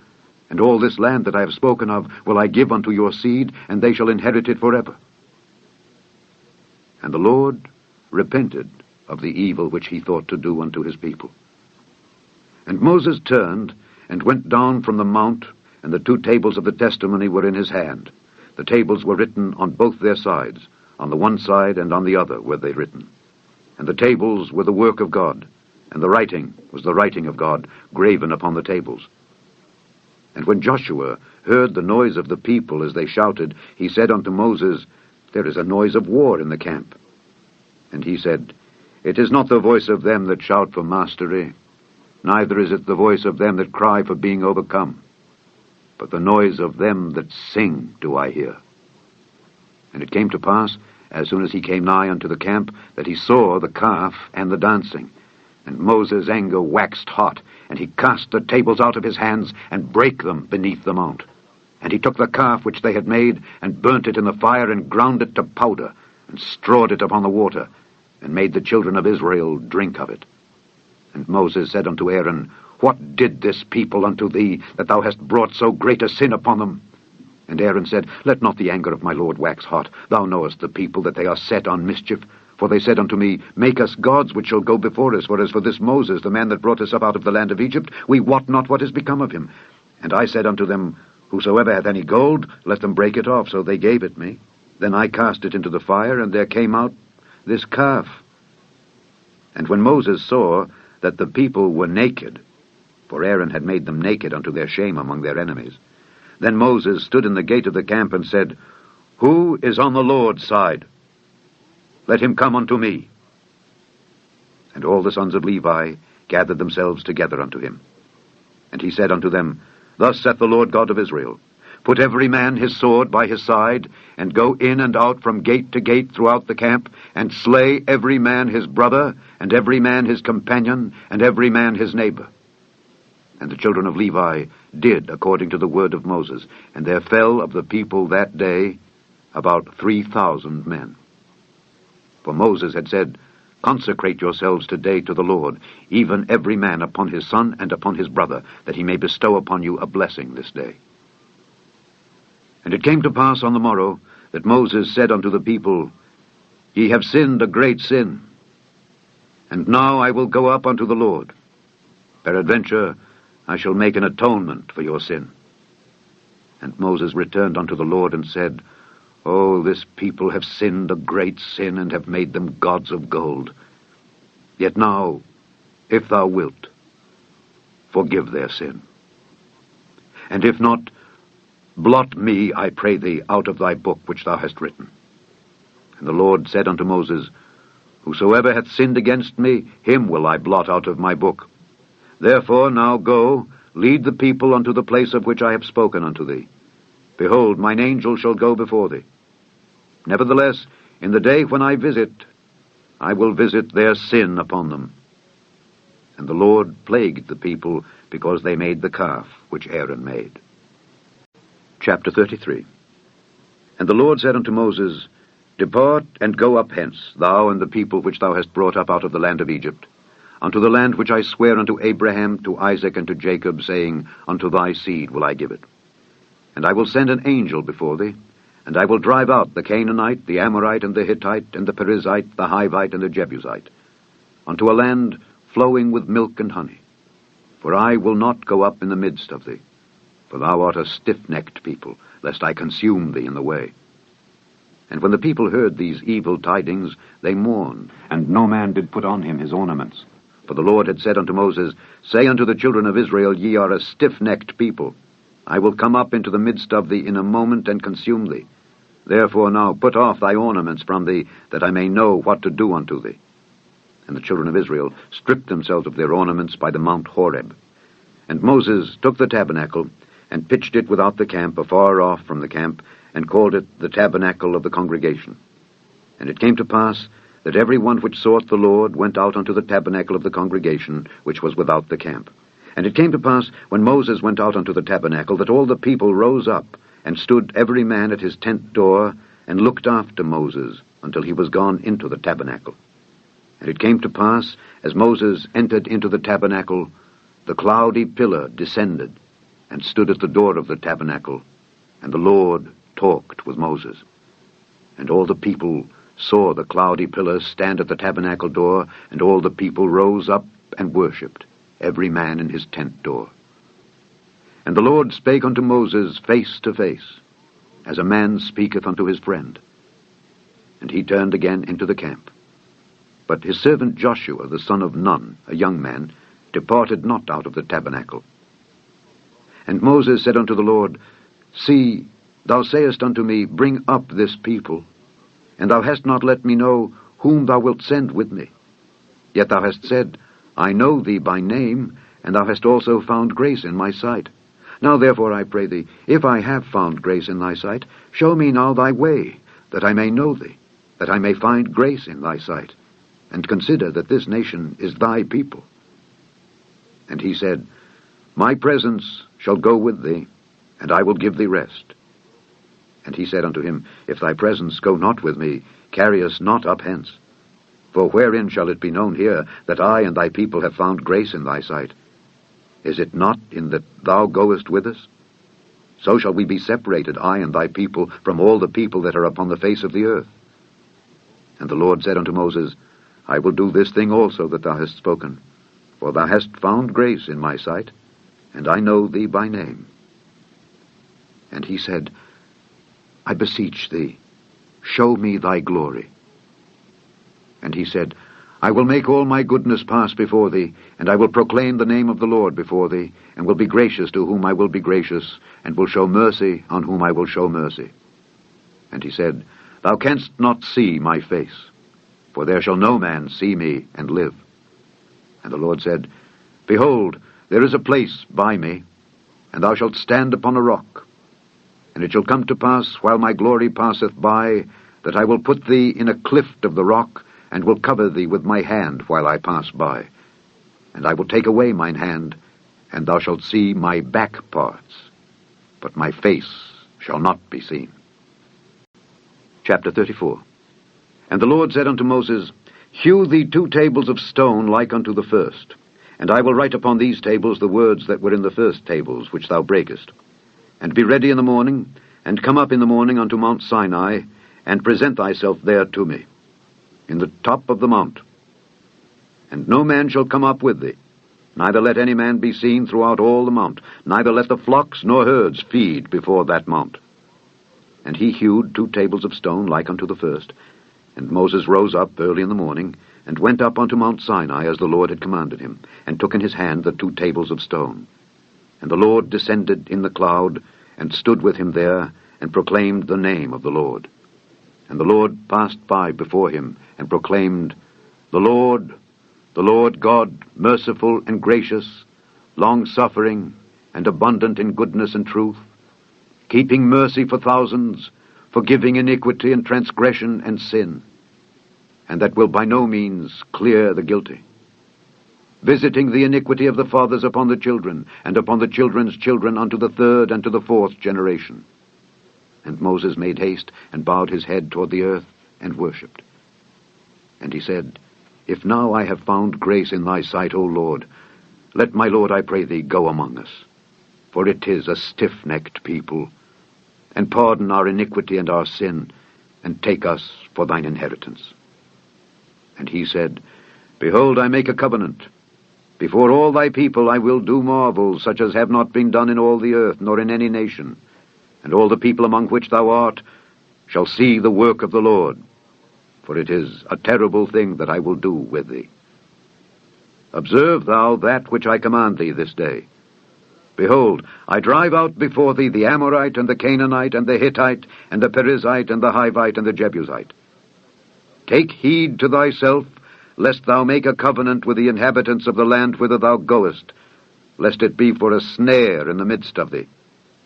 But ye shall destroy their altars, break their images, and cut down their groves.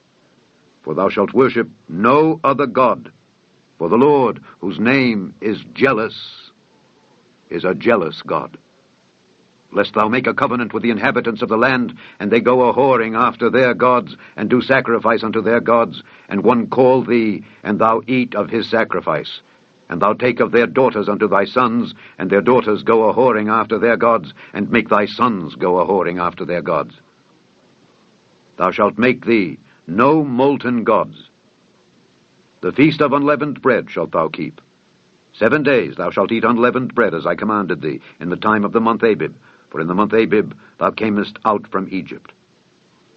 All that openeth the matrix is mine, and every firstling among thy cattle, whether ox or sheep, that is male. But the firstling of an ass thou shalt redeem with a lamb, and if thou redeem him not, then shalt thou break his neck. All the firstborn of thy sons thou shalt redeem, and none shall appear before me empty.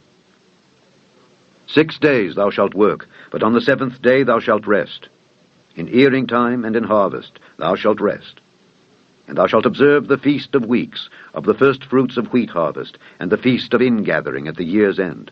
Thrice in the year shall all your men children appear before the Lord God, the God of Israel. For I will cast out the nations before thee, and enlarge thy borders. Neither shall any man desire thy land, when thou shalt go up to appear before the Lord thy God thrice in the year. Thou shalt not offer the blood of my sacrifice with leaven, neither shall the sacrifice of the feast of the Passover be left unto the morning. The first of the firstfruits of thy land thou shalt bring unto the house of the Lord thy God. Thou shalt not see the kid in his mother's milk. And the Lord said unto Moses, Write thou these words, for after the tenor of these words I have made a covenant with thee and with Israel. And he was there with the Lord 40 days and 40 nights. He did neither eat bread nor drink water. And he wrote upon the tables the words of the covenant, the 10 commandments. And it came to pass, when Moses came down from Mount Sinai with the 2 tables of testimony in Moses' hand, when he came down from the mount, that Moses wist not that the skin of his face shone while he talked with him. And when Aaron and all the children of Israel saw Moses, behold, the skin of his face shone, and they were afraid to come nigh him. And Moses called unto them, and Aaron and all the rulers of the congregation returned unto him, and Moses talked with them.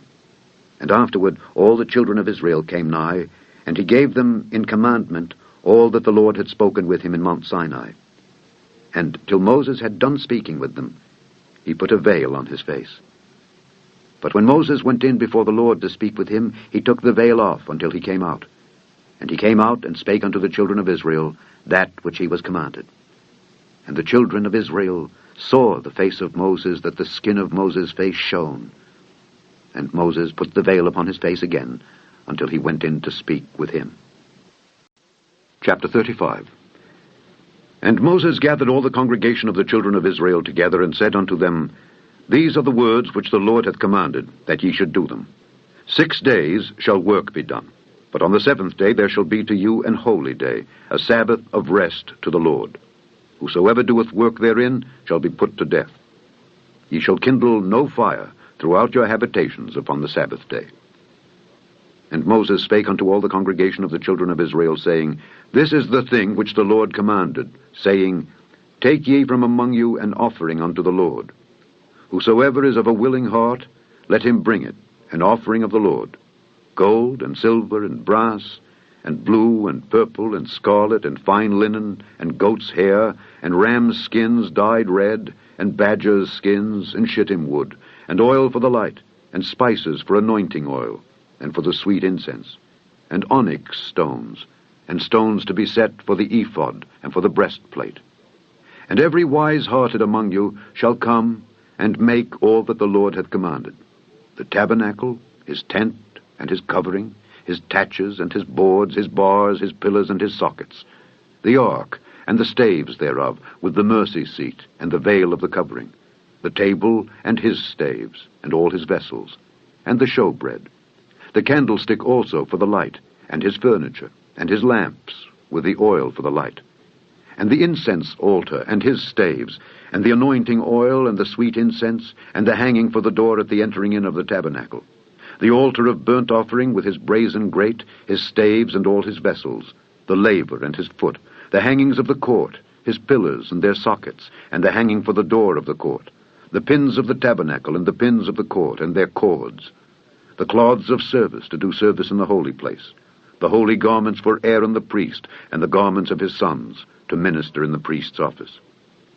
And all the congregation of the children of Israel departed from the presence of Moses. And they came, every one whose heart stirred him up, and every one whom his spirit made willing, and they brought the Lord's offering to the work of the tabernacle of the congregation, and for all his service, and for the holy garments. And they came, both men and women, as many as were willing-hearted, and brought bracelets and earrings and rings and tablets, all jewels of gold. And every man that offered an offering of gold unto the Lord. And every man with whom was found blue and purple and scarlet and fine linen, and goat's hair and red skins of rams and badgers' skins, brought them. Every one that did offer an offering of silver and brass brought the Lord's offering. And every man with whom was found shittim wood for any work of the service brought it. And all the women that were wise-hearted did spin with their hands, and brought that which they had spun, both of blue and of purple and of scarlet and of fine linen. And all the women whose hearts stirred them up in wisdom spun goat's hair. And the rulers brought onyx stones, and stones to be set for the ephod, and for the breastplate, and spice, and oil for the light, and for the anointing oil, and for the sweet incense. The children of Israel brought a willing offering unto the Lord, every man and woman whose heart made them willing to bring for all manner of work, which the Lord had commanded to be made by the hand of Moses. And Moses said unto the children of Israel, See, the Lord hath called by name Bezaleel, the son of Uri, the son of Hur, of the tribe of Judah. And he hath filled him with the Spirit of God, in wisdom, in understanding, and in knowledge, and in all manner of workmanship, and to devise curious works, to work in gold, and in silver, and in brass, and in the cutting of stones, to set them, and in carving of wood, to make any manner of cunning work. And he hath put in his heart that he may teach, both he and Aholiab, the son of Ahisamach, of the tribe of Dan. Them hath he filled with wisdom of heart, to work all manner of work, of the engraver, and of the cunning workman, and of the embroiderer, in blue and in purple, in scarlet, and in fine linen, and of the weaver, even of them that do any work, and of those that devise cunning work. Chapter 36. Then wrought Bezaleel and Aholiab, and every wise-hearted man, in whom the Lord put wisdom and understanding to know how to work all manner of work for the service of the sanctuary, according to all that the Lord had commanded. And Moses called Bezaleel and Aholiab and every wise-hearted man, in whose heart the Lord had put wisdom, even every one whose heart stirred him up to come unto the work to do it. And they received of Moses all the offering which the children of Israel had brought for the work of the service of the sanctuary, to make it withal. And they brought yet unto him free offerings every morning. And all the wise men that wrought all the work of the sanctuary came every man from his work which they made, and they spake unto Moses, saying, The people bring much more than enough for the service of the work which the Lord commanded to make. And Moses gave commandment, and they caused it to be proclaimed throughout the camp, saying, Let neither man nor woman make any more work for the offering of the sanctuary. So the people were restrained from bringing, for the stuff they had was sufficient for all the work to make it, and too much. And every wise-hearted man among them that wrought the work of the tabernacle made 10 curtains of fine twined linen, and blue, and purple, and scarlet. With cherubims of cunning work made he them. The length of one curtain was 28 cubits, and the breadth of one curtain 4 cubits. The curtains were all of one size. And he coupled the 5 curtains one unto another, and the other 5 curtains he coupled one unto another. And he made loops of blue on the edge of one curtain from the selvage in the coupling. Likewise he made in the uttermost side of another curtain in the couplings of the second. 50 loops made he in one curtain, and 50 loops made he in the edge of the curtain which was in the coupling of the second. The loops held one curtain to another. And he made 50 taches of gold, and coupled the curtains one unto another with the taches. So it became one tabernacle. And he made curtains of goat's hair for the tent over the tabernacle. 11 curtains he made them. The length of one curtain was 30 cubits, and 4 cubits was the breadth of one curtain. The 11 curtains were of one size. And he coupled 5 curtains by themselves, and 6 curtains by themselves. And he made 50 loops upon the uttermost edge of the curtain in the coupling, and 50 loops made he upon the edge of the curtain which coupleth the second. And he made 50 taches of brass to couple the tent together, that it might be one. And he made a covering for the tent of ram skins dyed red, and a covering of badger skins above that. And he made boards for the tabernacle of shittim wood, standing up. The length of a board was 10 cubits, and the breadth of a board 1 cubit and a half. One board had 2 tenons, equally distant one from another. Thus did he make for all the boards of the tabernacle. And he made boards for the tabernacle, 20 boards for the south side southward, and 40 sockets of silver he made under the 20 boards, 2 sockets under one board for his 2 tenons, and 2 sockets under another board for his 2 tenons. And for the other side of the tabernacle, which is toward the north corner, he made 20 boards. And there 40 sockets of silver, 2 sockets under one board and 2 sockets under another board. And for the sides of the tabernacle westward he made 6 boards. And 2 boards made he for the corners of the tabernacle in the 2 sides. And they were coupled beneath, and coupled together at the head thereof to one ring. Thus he did to both of them in both the corners. And there were 8 boards, and their sockets were 16 sockets of silver, under every board 2 sockets.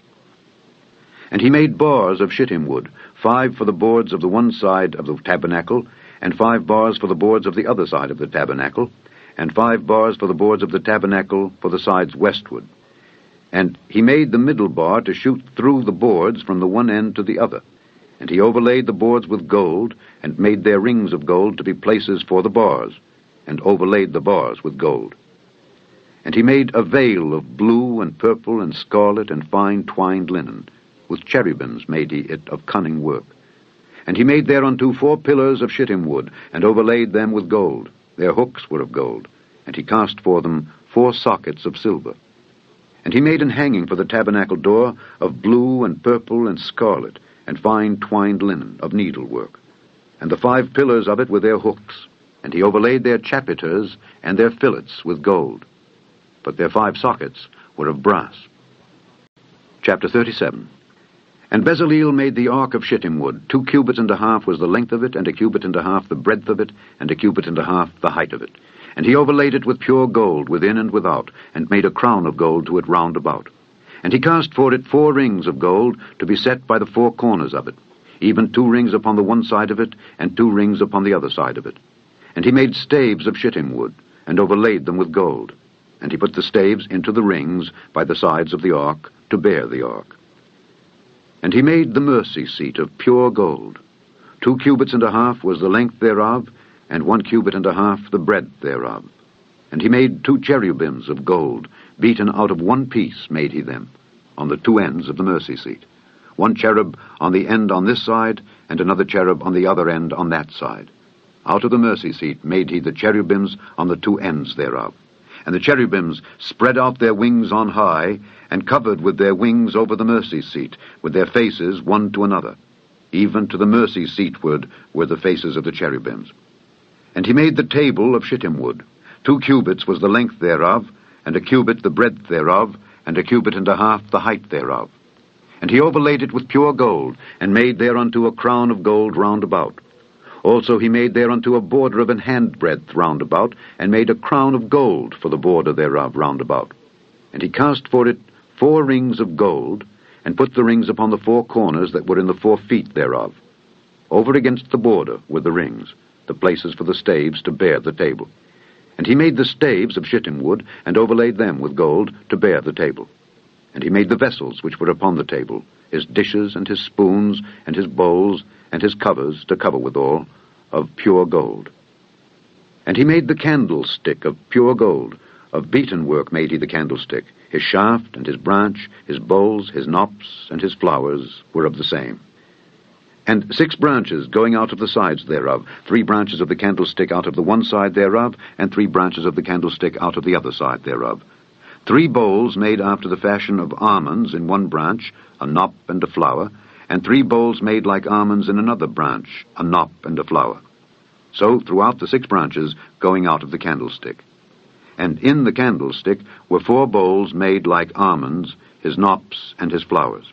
And a knop unto 2 branches of the same, and a knop unto 2 branches of the same, and a knop unto 2 branches of the same, according to the 6 branches going out of it. Their knops and their branches were of the same. All of it was one beaten work of pure gold. And he made his 7 lamps, and his snuffers, and his snuff dishes of pure gold. Of a talent of pure gold made he it, and all the vessels thereof. And he made the incense altar of shittim wood. The length of it was 1 cubit, and the breadth of it 1 cubit. It was 4 square, and 2 cubits was the height of it. The horns thereof were of the same. And he overlaid it with pure gold, both the top of it and the sides thereof round about, and the horns of it. Also he made unto it a crown of gold round about. And he made 2 rings of gold for it under the crown thereof, by the 2 corners of it, upon the 2 sides thereof, to be places for the staves to bear it withal. And he made the staves of shittim wood, and overlaid them with gold. And he made the holy anointing oil, and the pure incense of sweet spices, according to the work of the apothecary. Chapter 38. And he made the altar of burnt offering of shittim wood. 5 cubits was the length thereof, and 5 cubits the breadth thereof. It was 4 square, and 3 cubits the height thereof. And he made the horns thereof on the 4 corners of it. The horns thereof were of the same, and he overlaid it with brass. And he made all the vessels of the altar, the pots and the shovels and the basins and the flesh hooks and the fire pans. All the vessels thereof made he of brass. And he made for the altar a brazen grate of network unto the compass thereof beneath unto the midst of it. And he cast 4 rings for the 4 ends of the grate of brass to be places for the staves. And he made the staves of shittim wood, and overlaid them with brass. And he put the staves into the rings on the sides of the altar to bear it withal. He made the altar hollow with boards. And he made the laver of brass, and the foot of it of brass, of the looking glasses of the women assembling, which assembled at the door of the tabernacle of the congregation. And he made the court. On the south side southward the hangings of the court were of fine twined linen, 100 cubits. Their pillars were 20, and their brazen sockets 20. The hooks of the pillars and their fillets were of silver. And for the north side the hangings were 100 cubits. Their pillars were 20, and their sockets of brass 20. The hooks of the pillars and their fillets of silver. And for the west side were hangings of 50 cubits. Their pillars 10, and their sockets 10. The hooks of the pillars and their fillets of silver. And for the east side eastward 50 cubits. The hangings of the one side of the gate were 15 cubits. Their pillars 3, and their sockets 3. And for the other side of the court gate, on this hand and that hand, were hangings of 15 cubits, their pillars 3 and their sockets 3. All the hangings of the court round about were of fine twined linen. And the sockets for the pillars were of brass, the hooks of the pillars and their fillets of silver, and the overlaying of their chapiters of silver, and all the pillars of the court were filleted with silver. And the hanging for the gate of the court was needlework of blue and purple and scarlet and fine twined linen, and 20 cubits was the length, and the height in the breadth was 5 cubits, answerable to the hangings of the court. And their pillars were 4, and their sockets of brass 4, their hooks of silver, and the overlaying of their chapiters and their fillets of silver. And all the pins of the tabernacle and of the court round about were of brass. This is the sum of the tabernacle, even of the tabernacle of testimony, as it was counted, according to the commandment of Moses, for the service of the Levites, by the hand of Ithamar, son to Aaron the priest. And Bezaleel the son of Uri, the son of Hur of the tribe of Judah, made all that the Lord commanded Moses. And with him was Aholiab, son of Ahisamach, of the tribe of Dan, an engraver, and a cunning workman, and an embroiderer in blue, and in purple, and in scarlet, and fine linen. All the gold that was occupied for the work, and all the work of the holy place, even the gold of the offering, was 29 talents, and 730 shekels, after the shekel of the sanctuary. And the silver of them that were numbered of the congregation was 100 talents, and 1,760 shekels, after the shekel of the sanctuary. A beka for every man, that is, half a shekel after the shekel of the sanctuary, for every one that went to be numbered from 20 years old and upward, for 600,000 and 3,550 men.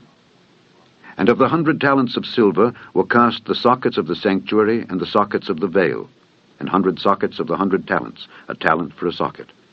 And of the 1,775 shekels he made hooks for the pillars, and overlaid their chapiters, and filleted them. And the brass of the offering was 70 talents, and 2,400 shekels. And therewith he made the sockets to the door of the tabernacle of the congregation, and the brazen altar, and the brazen grate for it, and all the vessels of the altar, and the sockets of the court round about, and the sockets of the court gate, and all the pins of the tabernacle, and all the pins of the court round about. Chapter 39.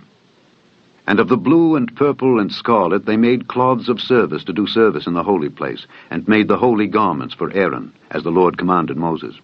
And he made the ephod of gold, blue and purple and scarlet, and fine twined linen. And they did beat the gold into thin plates, and cut it into wires, to work it in the blue, and in the purple, and in the scarlet, and in the fine linen, with cunning work. They made shoulder pieces for it, to couple it together. By the 2 edges was it coupled together. And the curious girdle of his ephod that was upon it was of the same, according to the work thereof, of gold, blue, and purple, and scarlet, and fine twined linen, as the Lord commanded Moses. And they wrought onyx stones enclosed in ouches of gold, graven, as signets are graven, with the names of the children of Israel. And they put them on the shoulders of the ephod, that they should be stones for a memorial to the children of Israel, as the Lord commanded Moses. And he made the breastplate of cunning work, like the work of the ephod, of gold, blue, and purple, and scarlet, and fine twined linen. It was 4 square. They made the breastplate double. A span was the length thereof, and a span the breadth thereof, being doubled. And they set in it 4 rows of stones. The first row was a sardius, a topaz, and a carbuncle. This was the first row. And the second row, an emerald, a sapphire, and a diamond. And the third row, a ligure, an agate, and an amethyst. And the fourth row, a beryl, an onyx, and a jasper. They were enclosed in ouches of gold in their enclosings. And the stones were according to the names of the children of Israel, 12, according to their names, like the engravings of a signet, every one with his name, according to the 12 tribes. And they made upon the breastplate chains at the ends of wreathen work of pure gold. And they made 2 ouches of gold, and 2 gold rings, and put the 2 rings in the 2 ends of the breastplate. And they put the 2 wreathen chains of gold in the 2 rings on the ends of the breastplate. And the 2 ends of the 2 wreathen chains they fastened in the 2 ouches, and put them on the shoulder pieces of the ephod before it. And they made 2 rings of gold, and put them on the 2 ends of the breastplate upon the border of it, which was on the side of the ephod inward. And they made 2 other golden rings, and put them on the 2 sides of the ephod underneath, toward the forepart of it, over against the other coupling thereof, above the curious girdle of the ephod. And they did bind the breastplate by his rings unto the rings of the ephod with a lace of blue, that it might be above the curious girdle of the ephod, and that the breastplate might not be loosed from the ephod, as the Lord commanded Moses. And he made the robe of the ephod of woven work, all of blue. And there was an hole in the midst of the robe, as the hole of an habergeon, with a band round about the hole, that it should not rend. And they made upon the hems of the robe pomegranates of blue and purple and scarlet and twined linen. And they made bells of pure gold, and put the bells between the pomegranates upon the hem of the robe, round about between the pomegranates, a bell and a pomegranate, a bell and a pomegranate, round about the hem of the robe, to minister in, as the Lord commanded Moses. And they made coats of fine linen of woven work for Aaron and for his sons, and a mitre of fine linen, and goodly bonnets of fine linen, and linen breeches of fine twined linen, and a girdle of fine twined linen, and blue and purple and scarlet of needlework, as the Lord commanded Moses. And they made the plate of the holy crown of pure gold, and wrote upon it a writing like to the engravings of a signet, Holiness to the Lord. And they tied unto it a lace of blue, to fasten it on high upon the mitre, as the Lord commanded Moses. Thus was all the work of the tabernacle of the tent of the congregation finished. And the children of Israel did according to all that the Lord commanded Moses. So did they. And they brought the tabernacle unto Moses, the tent and all his furniture, his taches, his boards, his bars, and his pillars, and his sockets, and the covering of ram skins dyed red, and the covering of badger skins, and the veil of the covering, the ark of the testimony, and the staves thereof, and the mercy seat, the table and all the vessels thereof, and the showbread, the pure candlestick with the lamps thereof, even with the lamps to be set in order, and all the vessels thereof, and the oil for light, and the golden altar, and the anointing oil, and the sweet incense, and the hanging for the tabernacle door, the brazen altar and his grate of brass, his staves and all his vessels, the laver and his foot, the hangings of the court, his pillars and his sockets, and the hanging for the court gate, his cords and his pins, and all the vessels of the service of the tabernacle, for the tent of the congregation, the cloths of service to do service in the holy place, and the holy garments for Aaron the priest and his sons' garments to minister in the priest's office, according to all that the Lord commanded Moses. So the children of Israel made all the work. And Moses did look upon all the work, and behold, they had done it as the Lord had commanded. Even so had they done it. And Moses blessed them. Chapter 40. And the Lord spake unto Moses, saying, On the 1st day of the 1st month shalt thou set up the tabernacle of the tent of the congregation. And thou shalt put therein the ark of the testimony, and cover the ark with the veil. And thou shalt bring in the table, and set in order the things that are to be set in order upon it. And thou shalt bring in the candlestick, and light the lamps thereof. And thou shalt set the altar of gold for the incense before the ark of the testimony, and put the hanging of the door to the tabernacle. And thou shalt set the altar of the burnt offering before the door of the tabernacle of the tent of the congregation. And thou shalt set the laver between the tent of the congregation and the altar, and shalt put water therein. And thou shalt set up the court round about, and hang up the hanging at the court gate. And thou shalt take the anointing oil, and anoint the tabernacle, and all that is therein, and shalt hallow it, and all the vessels thereof, and it shall be holy. And thou shalt anoint the altar of the burnt offering, and all his vessels, and sanctify the altar, and it shall be an altar most holy. And thou shalt anoint the laver and his foot, and sanctify it. And thou shalt bring Aaron and his sons unto the door of the tabernacle of the congregation, and wash them with water. And thou shalt put upon Aaron the holy garments, and anoint him, and sanctify him, that he may minister unto me in the priest's office.